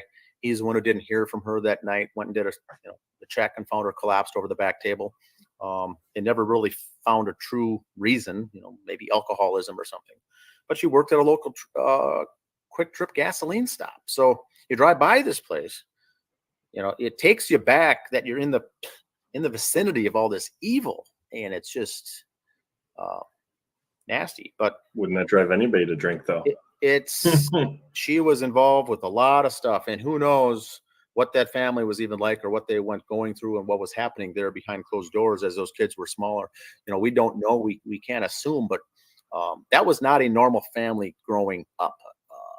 That was not. There were things going on there, and all we can do once again is speculate. David turned out to be the only, I don't want to say the normal kid there, but he was the only, straight one. His brother was gay. His sister is a lesbian, and so David was shunned. Him and his mother were the only two people, I think, that had a good head on their shoulders as far as knowing big picture kind of stuff.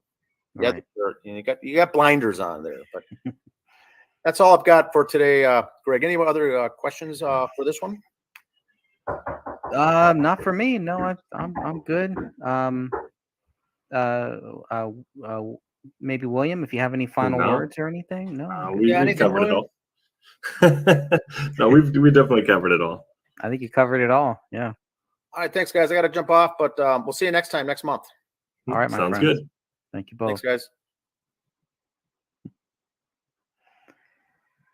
All right, and there it is. There is the next episode here, and we will be shutting this one down soon. Unless anybody in the comments, in the comment section, has any questions or comments or concerns or anything you want to bring up, that will conclude this episode of this month's podcast.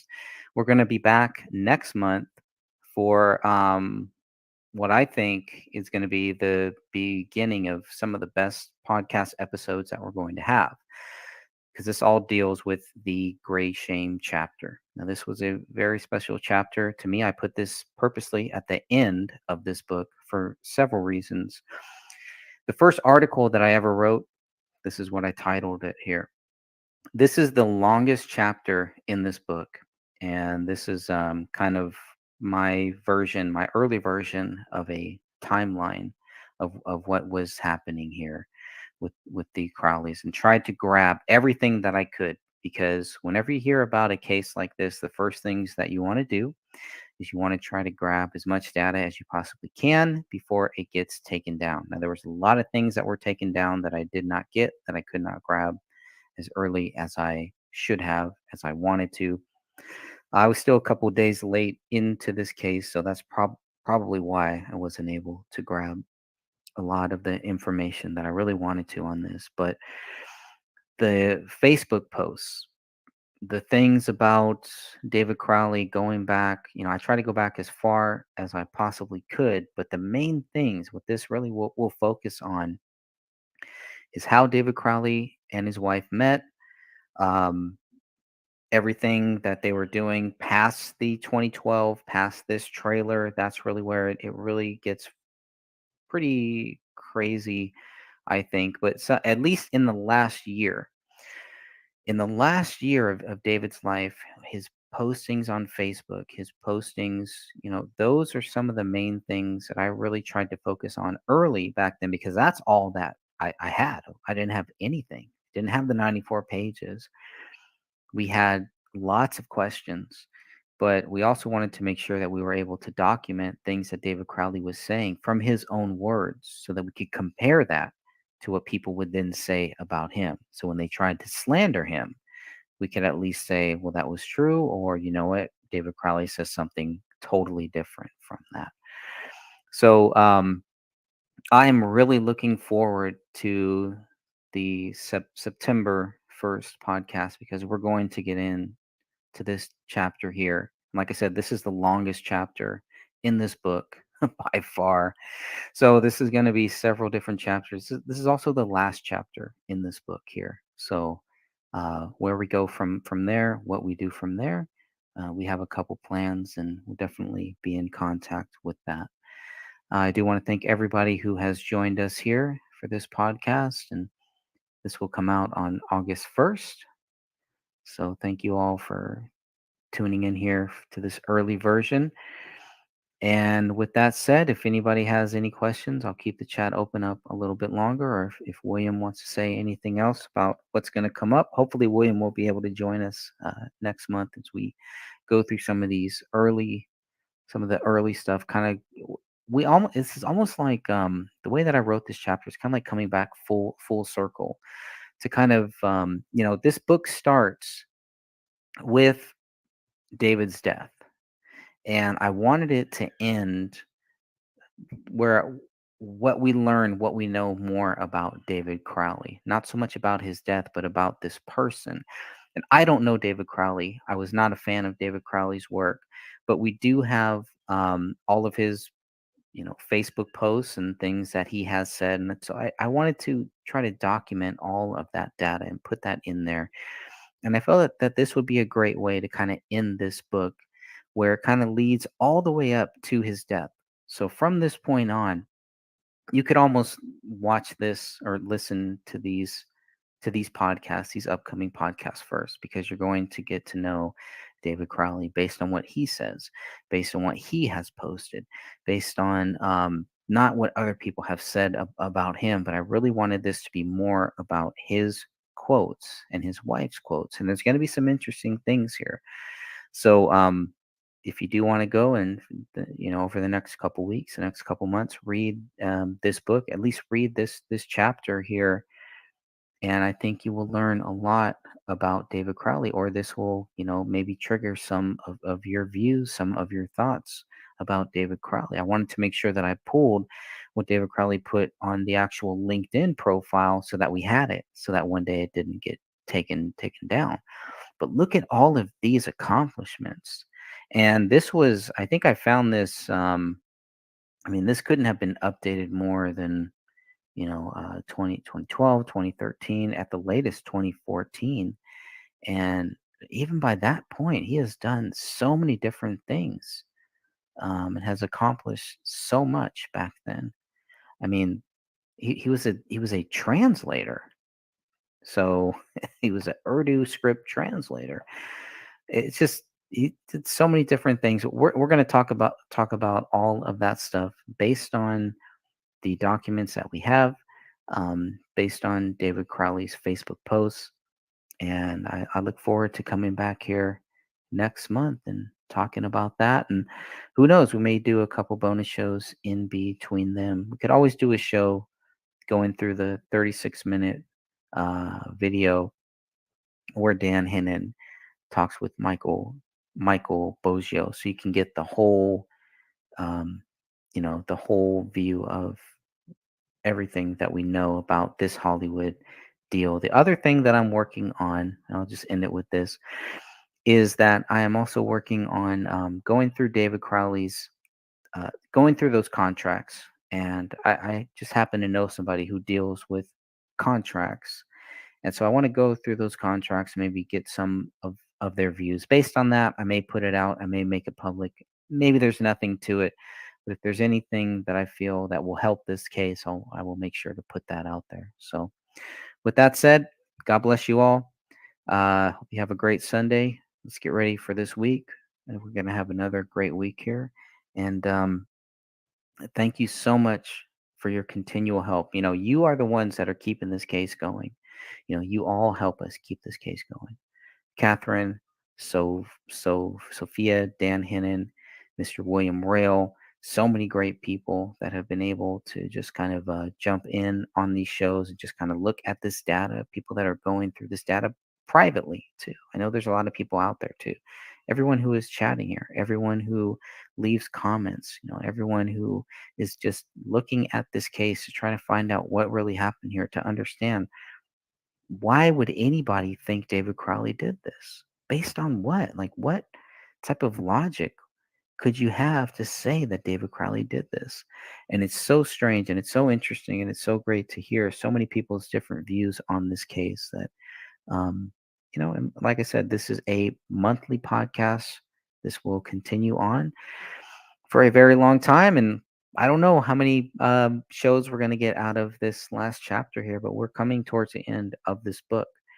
And so then we'll have to take a step back and kind of look at, okay, well, where do we go from here now? We can do the replays and replays over and over again, but what does that mean for this podcast? Where does this podcast go once we complete this book? Because the book and the podcast, that's the reason why the podcast is there, because of this book. Well, once we finish this book, what do we do then? So think about that. God bless you all. And until next month, have a great day, my friends. William, any final words before we check out here? Just to remember, everybody, David, it was literally impossible for David to have done this. We've already gone over the evidence hundreds of times, I would argue. It does not show any. And there's going to be hundreds more, my friend. Oh, I'm sure. I am absolutely sure of it.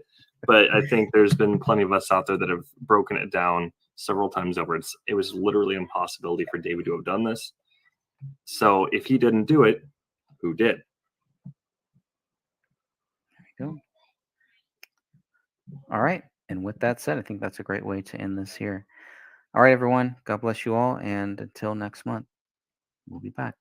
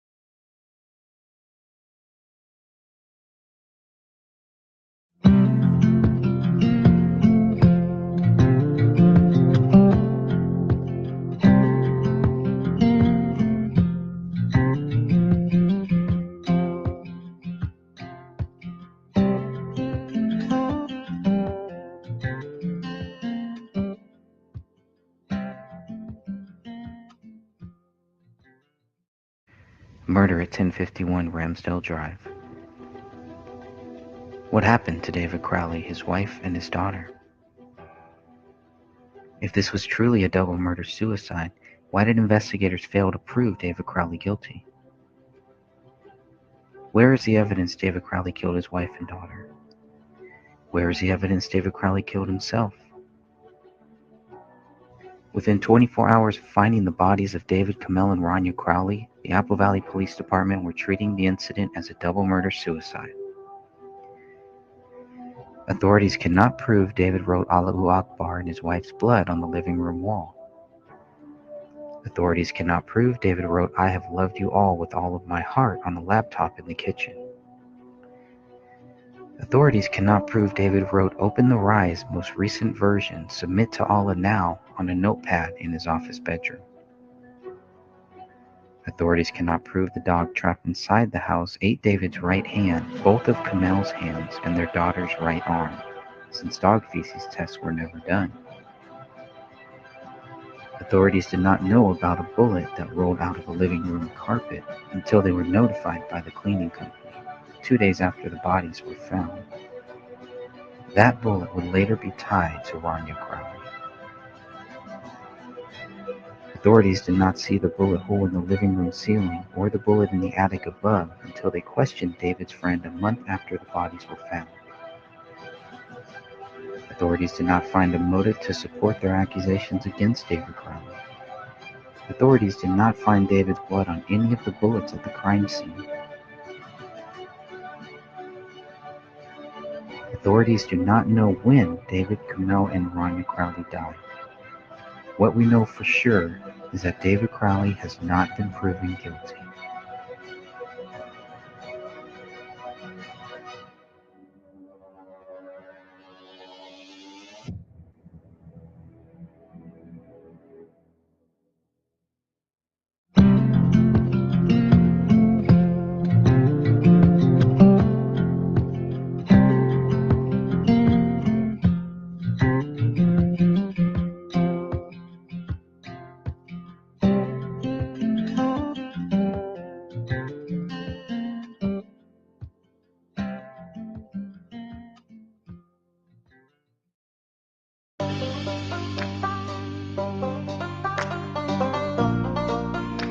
simple truth. It really is this simple. Either you believe David Crowley is innocent or you believe he is guilty. If you believe David Crowley is guilty, you are wrong. If you believe David Crowley is innocent, you are right.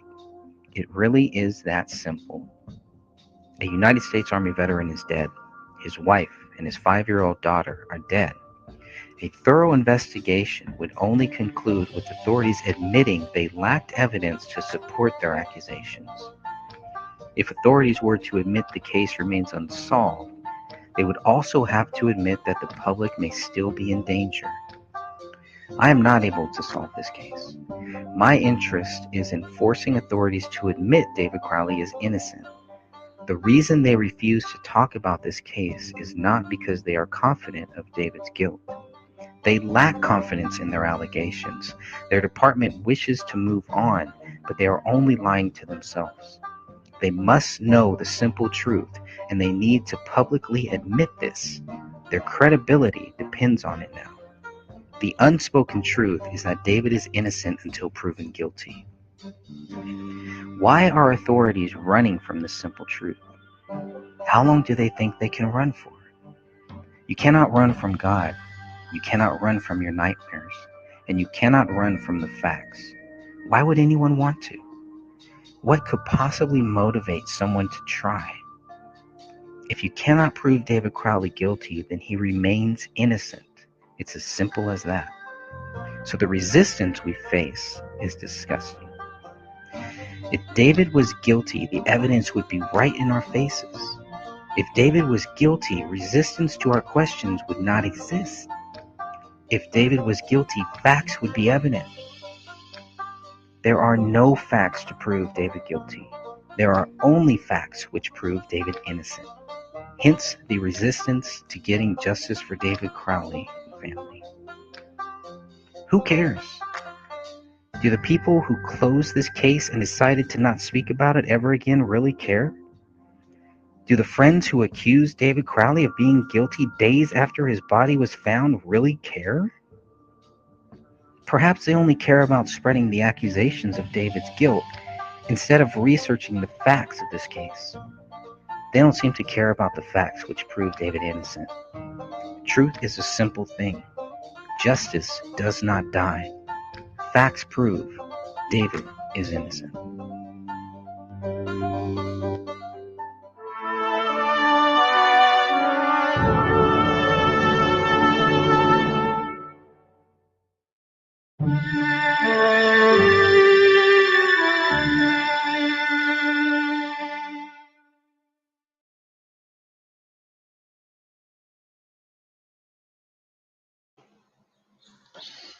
All right. Welcome. So, I thought what we would do today, just for a little bit here, it shouldn't take too long, I'm sure. We would go over the Danny August Mason interview conducted by Ben Swann. All right, let me pull that up here. All right, just get that ready. Okay. So I figured that's what we would do here today, just for the next hour, more than likely. That's it. And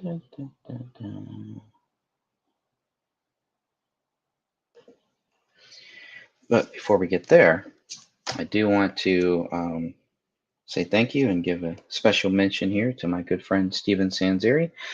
Sent me his book, Ultimate Prey, the true story behind the Yosemite sightseer murders. This is a great book. You can notice this one is very new, has never really been touched. My copy with notes and everything has been touched, has been used and cited and everything. So this guy, love this guy here. Thank you, Stephen. I appreciate that. He sent me a copy of his book. It's autographed, by the way. This is an autographed book, in case I didn't make that clear. But this is definitely, and I love reading books, but this is definitely one of my favorite books I've ever read here.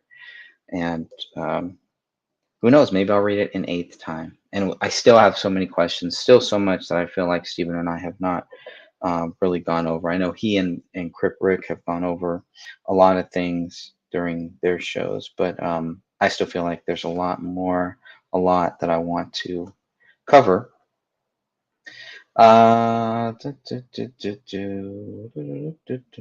Okay, so that should be good. So anyways, just wanted to say thank you for that. Appreciate that. Secret Squirrel. This is a magnet, by the way. Hey Rick, how are you, man? This is a magnet, by the way, and then got a business card here and even a little handy flyer. So that all came with it. So pretty cool. If you're in the San Francisco, Los Angeles, or San Diego area, look up Secret Squirrel. This is kind of a list. I don't know how well that's going to show up there, but that's kind of a list of what they get, of what you get for it. So, and check out their website. You will not be disappointed.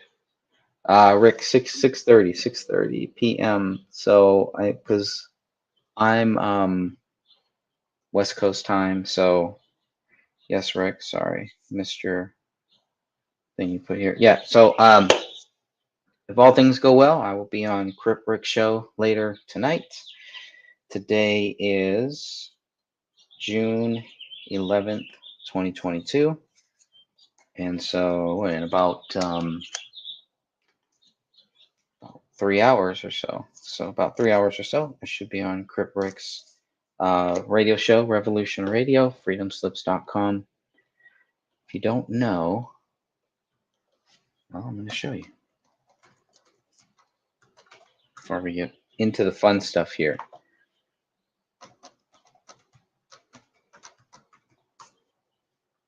That'll be fun. We'll just be talking about music, nothing related to the Crowley. Okay, yeah, talking music, like talking music.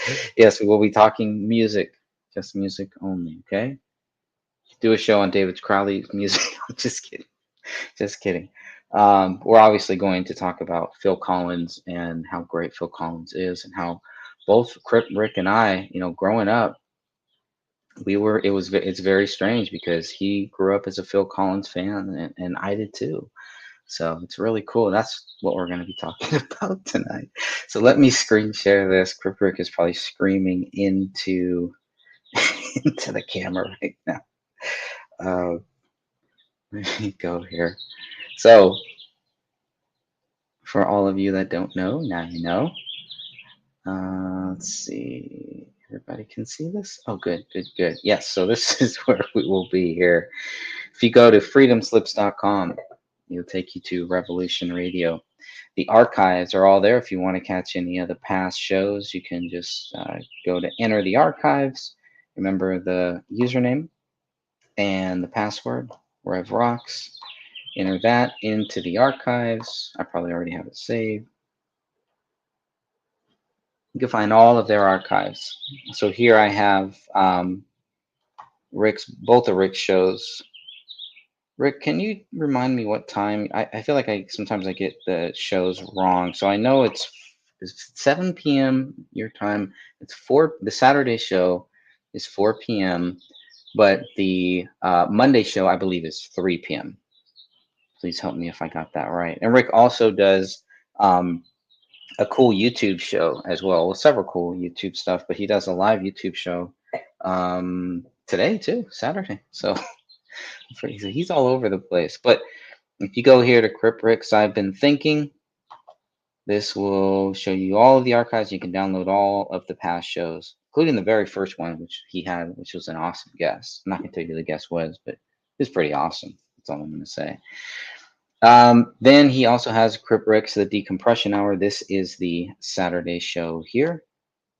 I believe at 4 p.m. Pacific time. We are on specific time, obviously. You can catch his live or his radio shows. They go live here.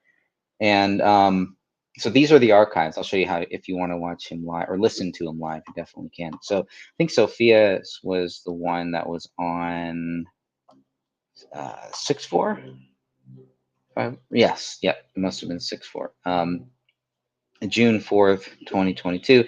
That's the most recent one. That's a great one. I have it up on my uh on the podcast, I believe. Hope I put it on the right podcast show. But so I got that one up there. But the decompression hour, that's all it is. It's 1 hour, mostly music, entertainment, things to decompress from all of the things that Rick thinks about throughout the whole day, throughout the whole week, right?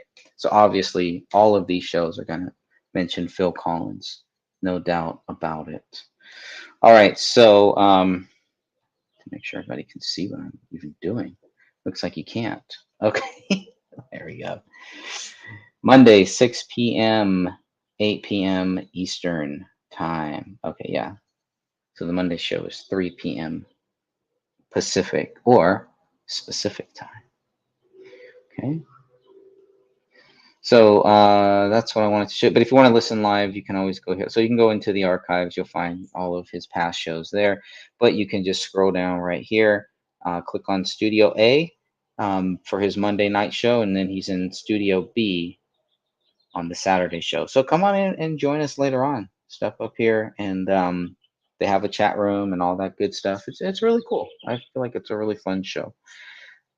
So check that out. We'll be in Studio B tonight. And of course, they have the schedule and all that stuff. But the archives, if you just want to download some of the past shows, they're all right there. Pretty cool. I think it's pretty cool. So now we're going to get to the nitty gritty.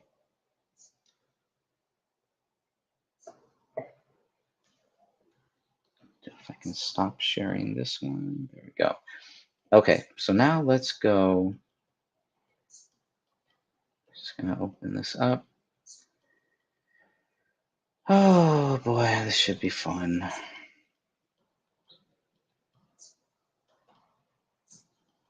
Share screen.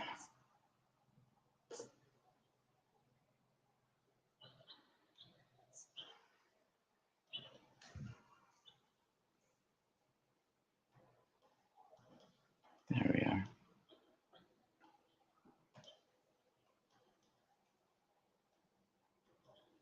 I'm sure you all can see this. So this is the Ben Swan interview. He interviews Danny August Mason on January 23rd, 2015. So that's what we're going to go over here today. And this video was hard to find. It's hard to find. Thankfully, I had it elsewhere. But just doing a internet search for any of this, anything related to this video, I thought was hard to find. That was pretty interesting. Why is it so hard to find? Shouldn't be this hard. Yes, that is what they said. Okay, so just make sure everything's working properly.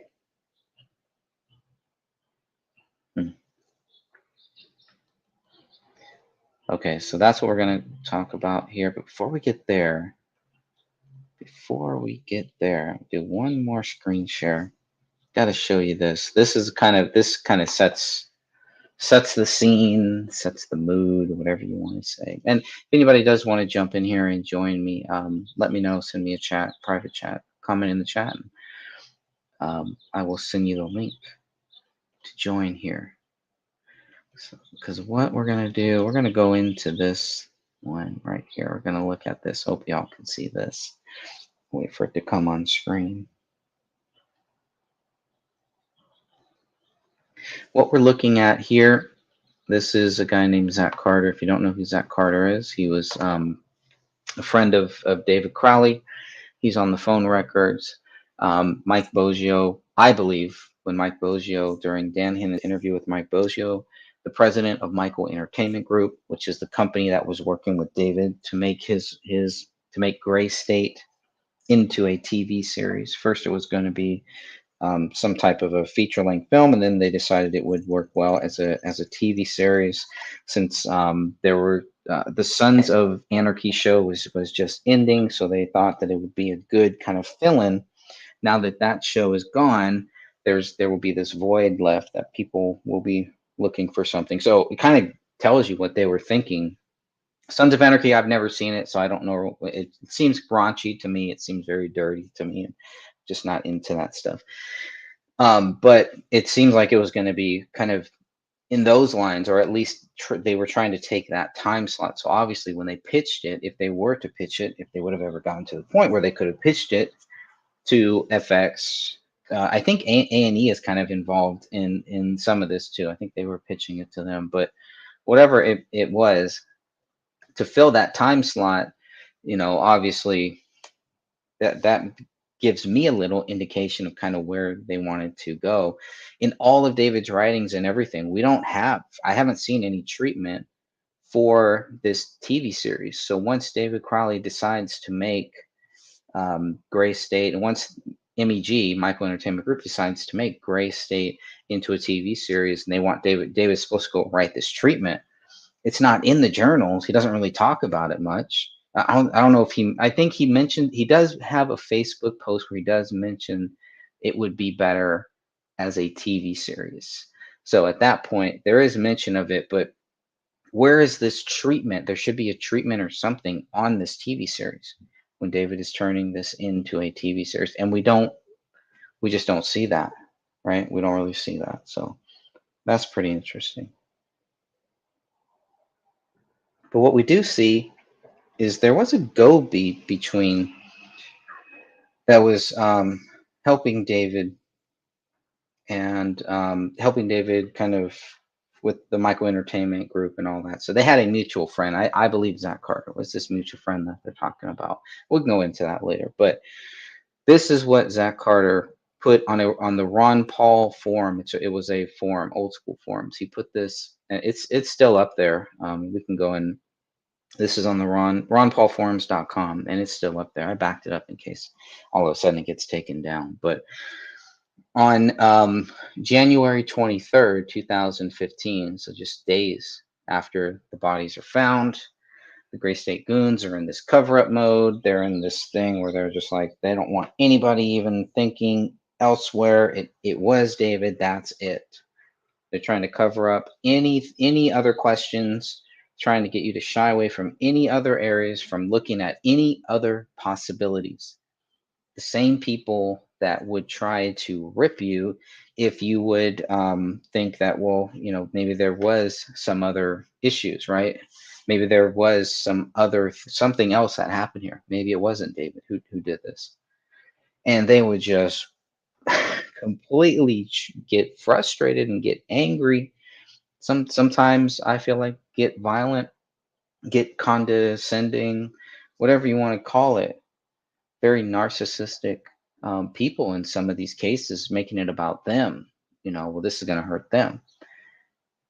If we start questioning it, even though a lot of David's projects and a lot of this stuff is built on that. A lot of these guys who are part of these quote unquote truth media and all that stuff, it's built on that.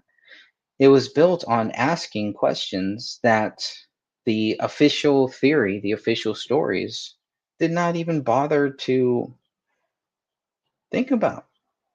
And here they're pretty much it's the pot calling the kettle black, I guess. It's a very hypocritical thing that a lot of these guys were doing at that time. And it raised so many questions because it's like, why don't you guys just let the facts just speak for themselves?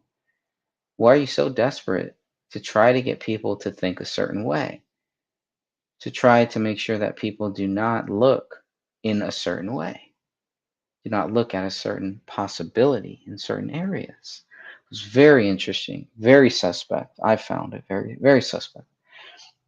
Some of these actions done by some of these Gray State Goons that contacted me, and then later wanted to play this victim, like we're going after them and attacking them. And they're the ones who are contacting us. And trying to steer the narrative to what the police say and not question anything. That's the main thing. If you look at these guys when David was there, listen to them talk. Listen to what they're talking about. And then David Crowley dies, their friend dies, and they're all silent, and they completely do a 180 flip, flopping like a fish here, a fish out of water. Maybe that's what they are.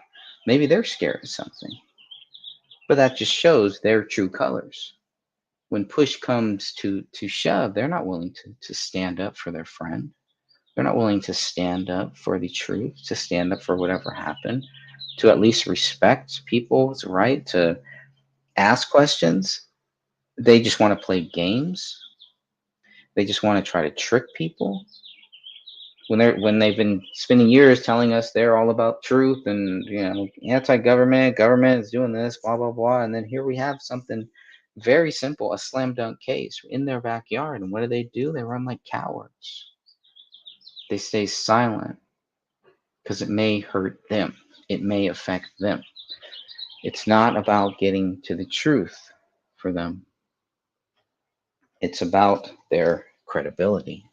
And that's why they had to go after mine so much. It didn't work. It's not going to work because I'm not credible. My credibility means nothing to me, as we all know.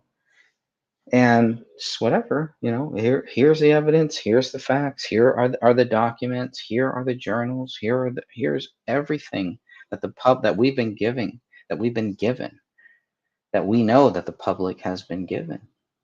Here it all is. And there's nothing there that is going to prove David Crowley guilty. That's why the focus has never been on that. And even with these Gray State goons in the very start, I would always say, guys, give me something. We have the evidence that David Crowley did it. We can't share it with you right now. Are you kidding me? Are you kidding me? It's just sad that it seems some people did fall for that line of crap. But fool me once, right? Don't try to fool me twice. So if anybody does want to jump in and join in here, I'll be live for maybe. Well, we're going to play. I haven't even gotten to the video yet. I'm still rambling on about this, but we are live here today. And as people know, it's so random. So let's talk about this post. Okay, so remember, this is 123. The Gray State team is in, quote unquote, what I believe to be damage control, covering up any possibility that it was anybody else but David after the fact, right? Here's what Zach Carter posts. Ben Swann interview with the Gray State actor Danny August Mason to be released on Monday. Ben has just wrapped up an interview with Danny August Mason, an actor in Gray State and David Crowley's creative partner on the film. The interview will be released Monday at benswann.com. Have you tried to go to benswann.com? Try to go there, see what happens. Ben's Truth in Media Project. Ben's Truth in Media Project team, Zach Carter continues, and the Gray State team have been allies over the past couple years and share a crossover member on both teams. We're all devastated. This is Zach Carter saying this. We're all devastated at the loss of a great friend, an amazingly creative young man who had a sunlight, bright future in front of him and his beautiful family. Our thoughts and prayers are with them. This is a brief article released at Ben's site. Ben Swann, Deaths of Gray State Investigation. I could not find this link is all these links are broken, basically. Any links that is mentioned in these two posts they're all broken. But I would be interested to see if we have that backed up somewhere. Ben Swann's original article, way back, obviously before January 23rd, 2015. Zach Carter continues, we stayed away from much in the way of detail because we wanted to talk to Danny and have his blessing, along with the blessing from David's brother and parents before releasing anything new on the tragedy. So this is interesting here. This is the thing right here. Who is we? Who are you talking about here? We stayed away from much? Who? I know who he's talking about, and I'm sure you know who he's talking about. We stayed away. We wanted to talk with Danny and have his blessing. What the fuck do you need his blessing for? This is not about blessings. This is about finding out what happened. Not playing games, not hiding. It's like these people have never really dealt with real circumstances, with real issues. It was all fun and games, ha ha ha. It was all anti-government, this and that, protests, all this stuff. Watching all of these films, keyboard warriors. But when things got real, then we saw their true colors here, right? Because if this was a case that that they didn't know the people, they weren't friends with, anything like that, you think they would have reacted like this? I don't.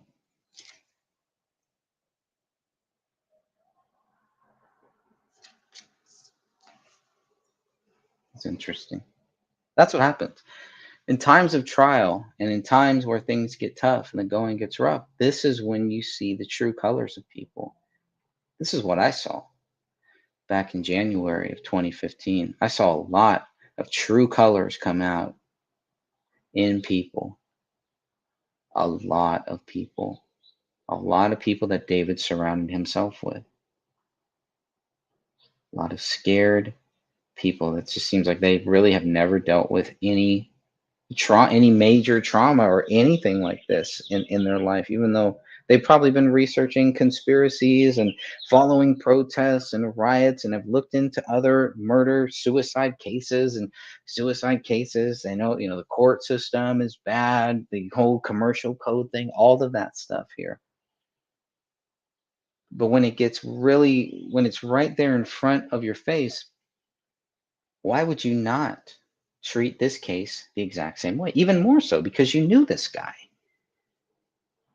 So this should be treated with more skepticism than John F. Kennedy, then 9/11, then, the two-party system. And that's why we want to vote for Ron Paul. All of these things, all these conspiracies, the government going to war when they didn't need to, all of this stuff.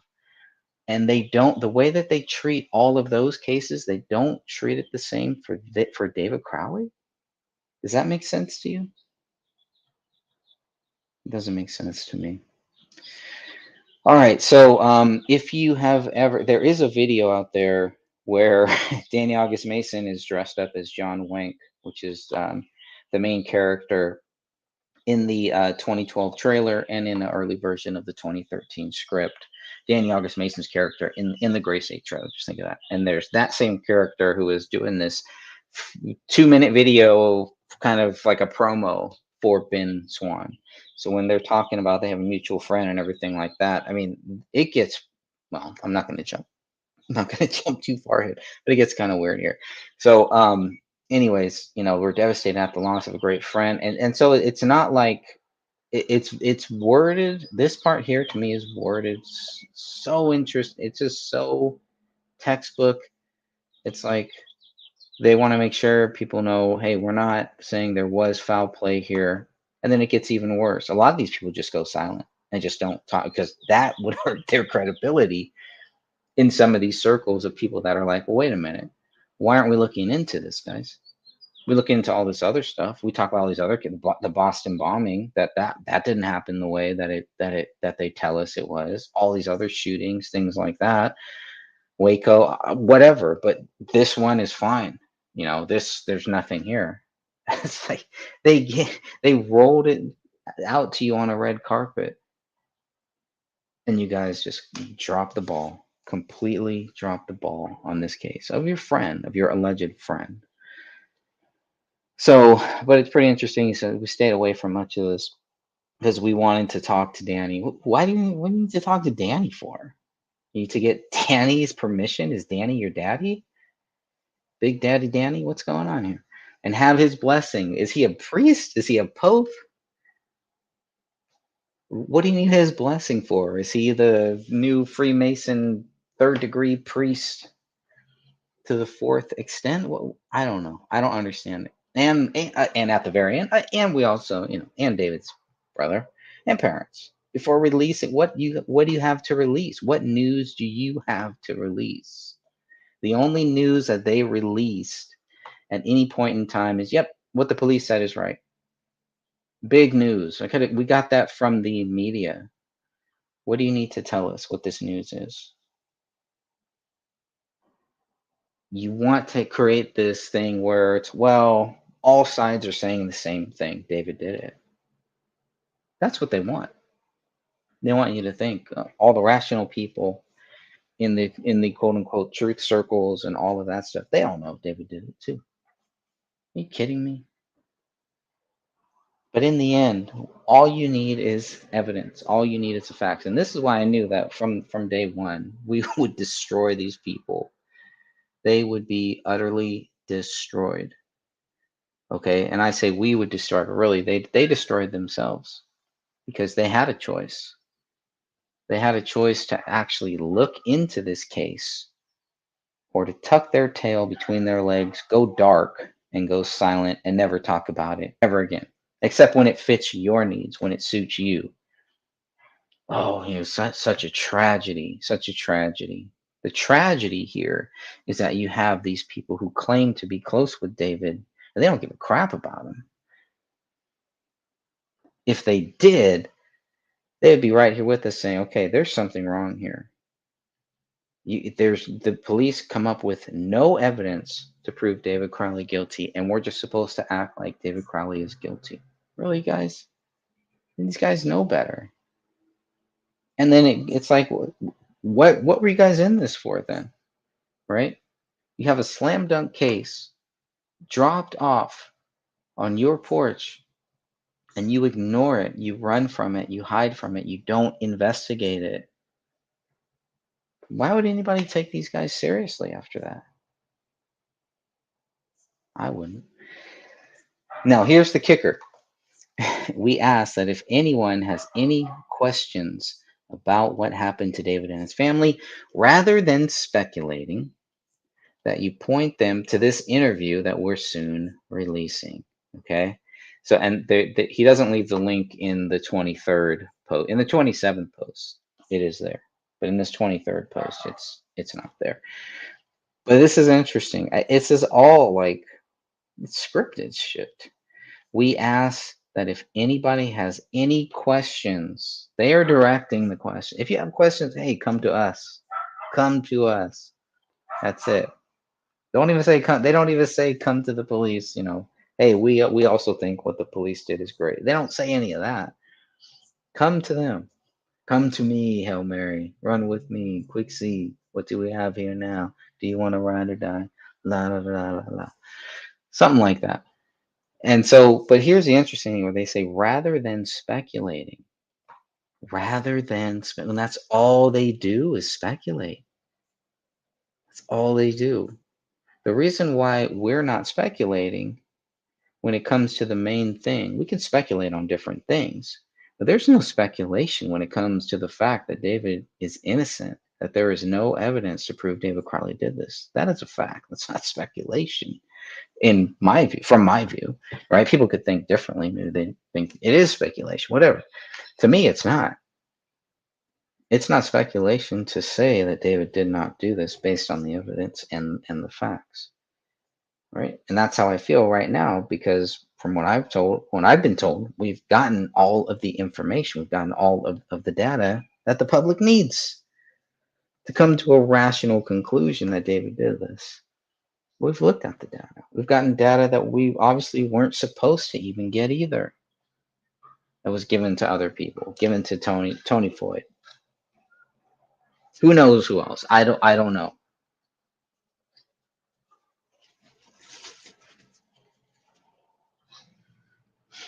That's a whole nother issue.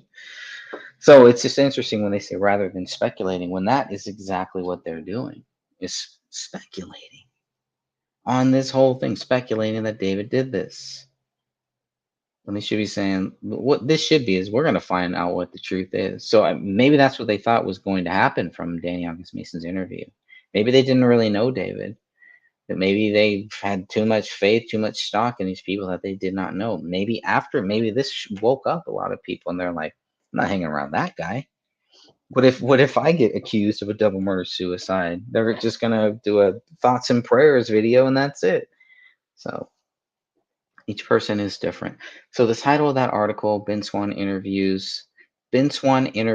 with the Gray State actor Danny August Mason, to be released on Monday.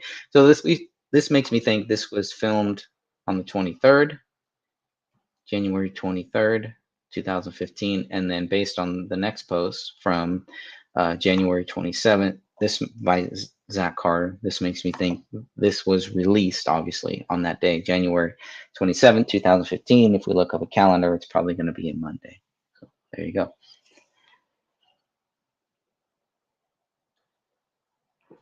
But again, the links in both of these two articles are pretty much gone.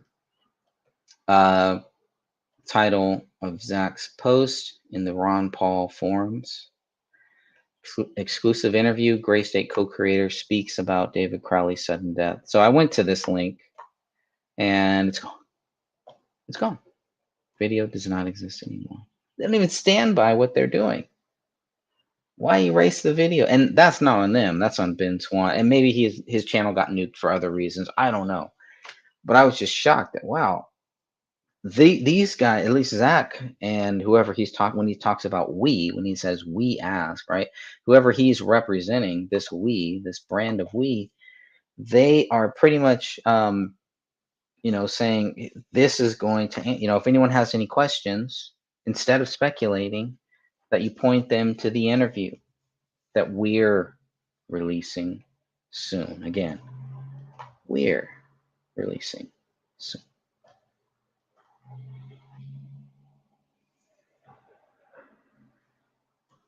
I'm going to talk more about Mr. Carter, I'm sure, later. I mean, when I first learned of this guy, I didn't think there was that. I think I'm Facebook friends with him, or I was. I know I was at one point. I was Facebook friends with this guy. I know who this guy is.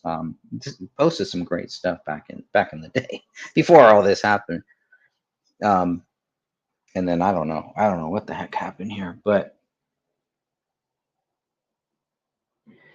he is in the phone records, and there is that. So he was in communication with David towards the end of David's life. All right, let me put it like this: he did call him. I think there was some phone exchanges. All right, so that's the exclusive interview. Okay, more can be found on benswann.com. Interview Gray State co-creator. Oh, co-creator. So Danny August Mason, who just a few days ago told the police that he was a just an actor, in the Ben Swann interview, which they filmed obviously on January 23rd, he's a co-creator. And here again, and we ask, this guy's doing damage control, and we ask that you please help Kamel's mother, Nyla Alam, who is currently suffering from cancer. This is another odd, weird thing in this whole thing. The alums had no idea about this GoFundMe thing, and this link does not work anymore. It was taken down. I think Dan Hinnon found there was about $8,000 that they raised. So that's a whole nother thing. Where did that money go? Where did the 8,000 go? Should have went back to whoever donated. That's what I would have done. But I don't know. I don't know how all that works there, or put it to a worthy cause or something. But no, it's just, who knows? Who knows what happened with that? So Nyla Alam is Kamel's mother. So he's posting this too, and there were a lot of people that got caught. Oh, but yeah, okay, we're posting this. This didn't seem strange to you, Zach, that there's a GoFundMe for Kamel's mother, and it's like what, $5 million, $6 million or something, some crazy amount, without even asking Kamel's family if they wanted to do this. It's just weird. It's weird, and not directing the money towards the alums. Very weird. So the alums had Danny. This is Dan Jr. Dan Jr. created this. So David's brother created this GoFundMe thing. I don't want people to think I'm talking about Danny August Mason, but still, it's still very, very strange, I think. I don't know. So, I mean, so he throws that in there. It's just like this guy really doesn't know. They're just somebody's just feeding him talking points. If that's what he's doing. Or maybe he got caught up in it and, really wanted to help them. And I don't know. It's just weird. The whole GoFundMe thing. Every time I hear about the GoFundMe thing, and I know Dan Hinnon got a lot of negative feedback way back then because, he was allowing people to comment on it in the Justice for David Crowley and Family Facebook group. It's like, why shouldn't we comment on it? This is weird. Kamel's mother's hospital bills are $5 million, $6 million. Yeah. Yeah. What what are you talking about, Iconic? Iconic is saying, what are you saying here? Oh, okay. That Southern Fruit Tree didn't happen. You gotta break that one down for me. But thanks for joining. I appreciate that. Also, Rick too. I know he's just waking up, so he's probably he's probably outside smoking a cigarette right now. $20. That's what he's doing. But yeah, thank you, Iconic. Feel free to add any comments or jump in here. We are actually live. Yay. 6/11/2022, people. 6/11/22. All right, let me not get too much off track, because you know how I do. You know how I roll, unfortunately. All right, so that's pretty cool. I can expand that like that. I like that. I like that. Okay, so it just goes and we ask, okay. We also ask if anyone had, here it is again, just like the other one. If we ask if anyone has any, it's almost like he just took a template and just kind of tweaked it a little bit. If anyone has any questions. And here's what he says on January 27th, this post. We also ask if anyone has any questions to say about what happened to David and his family, rather than speculating that you point them to this interview. So it's the same thing. It's a copy paste. Point them to this. He just took out, he just went bump, took out that part right there that we're releasing soon, and that was it. So that's it. I mean, again, okay, so all right, so we're all going to stop speculating, right? We're all going to stop speculating. And thanks, Rick. I knew it, Rick. I knew it. I knew what you were doing, my friend. Canada, those Canadian cigarettes. Probably have something probably have some maple syrup in them. That's my guess. All right.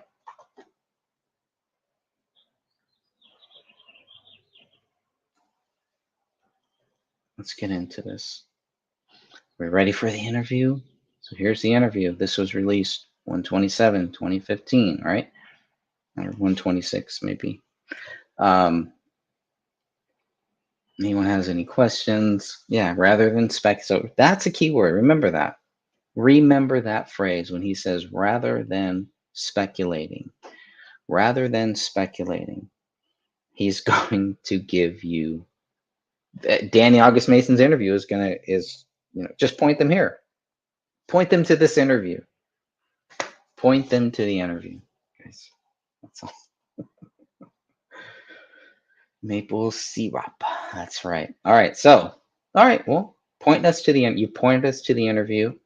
Fair enough. Let's watch this interview. Let's see how far I can get. Because I've already got 47 minutes. I don't know. Okay. This is like a 30-minute interview. And like I said, I could not find it. Thankfully, I found it somewhere. But it was not easy to find. If you just put in Ben Swann, Danny August Mason, boom. It used to come right up. Not the case anymore. This is 37 minutes. All right. Well, we'll see. See how far we can get. This is supposed to be an hour thing. I can already tell that's not going to happen. I'm going to give this a dislike here. I just put this up because I couldn't find it, and it needs to be out there. It's backed up offline, so we have it. If anybody wants to just watch this, the Michael Boggio interview, the MEG Michael Entertainment interview that Dan Hannon did with Mike Boggio. I thought I had that by itself on this channel and on my other channels, and it's not there. So I'm going to add it. I'm going to make sure people have it. I'm going to add it to the podcast. If it's not in the podcast, I'm like, what the heck? Why have I not been adding this one too? So anyways, enough of my ranting for now. We are going to, let's look at the Ben Swann interview, 1/23/15. Well, guys, I'm glad you're with me for this week's episode. And I got to tell you, it is a very heavy one. Very sad story to be talking about here. David Crowley is a name that many people don't necessarily know. He certainly wasn't a household name, but he was an absolutely inspirational person in the liberty movement. David is the creator, the writer, the director, the force behind a movie project called Gray State. Since last night's declaration of martial law, soldiers and Marines secured key areas along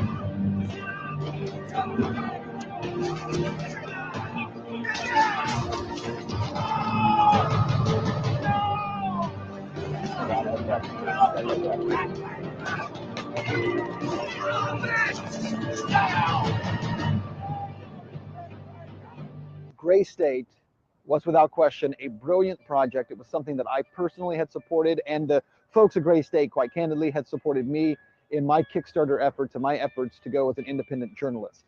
So certainly, full disclosure here, there's a lot of connection between me and this crew. David Crowley was the guy who put all of Gray State together, and this past weekend, tragically and very sadly, David was found dead inside of his home along with his wife and his daughter. Police investigators originally on the scene ruled it a murder-suicide. Joining me now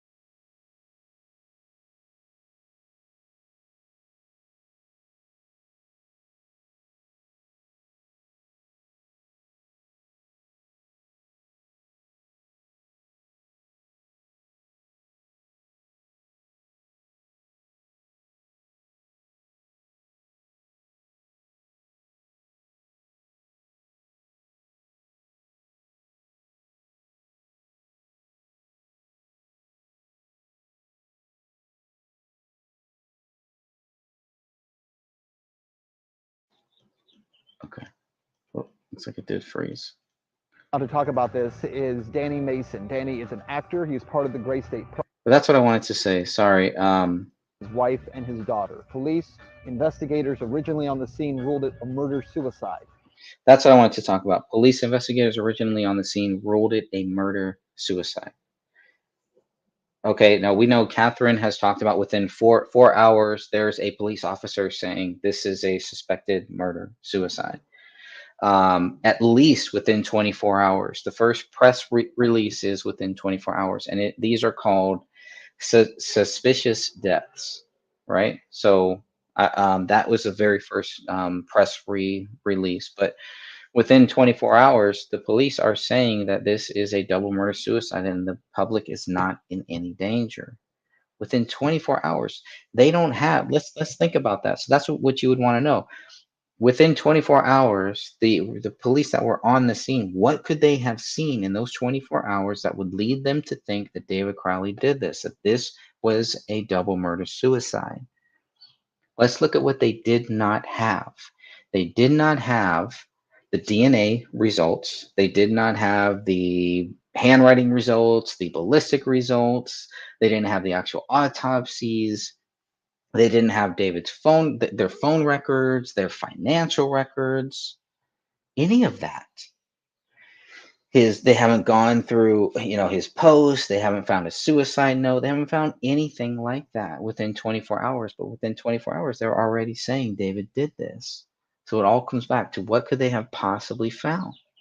And we know what they've missed. I just mentioned some of the things that they missed. The other two things that they missed was two very important bullets. They left the house on January 17th, the day the bodies were found. They left the house, let's even say January 18th, okay? They left the house early that morning without very two important bullets. They left the house with 4 spent rounds. 4 spent rounds.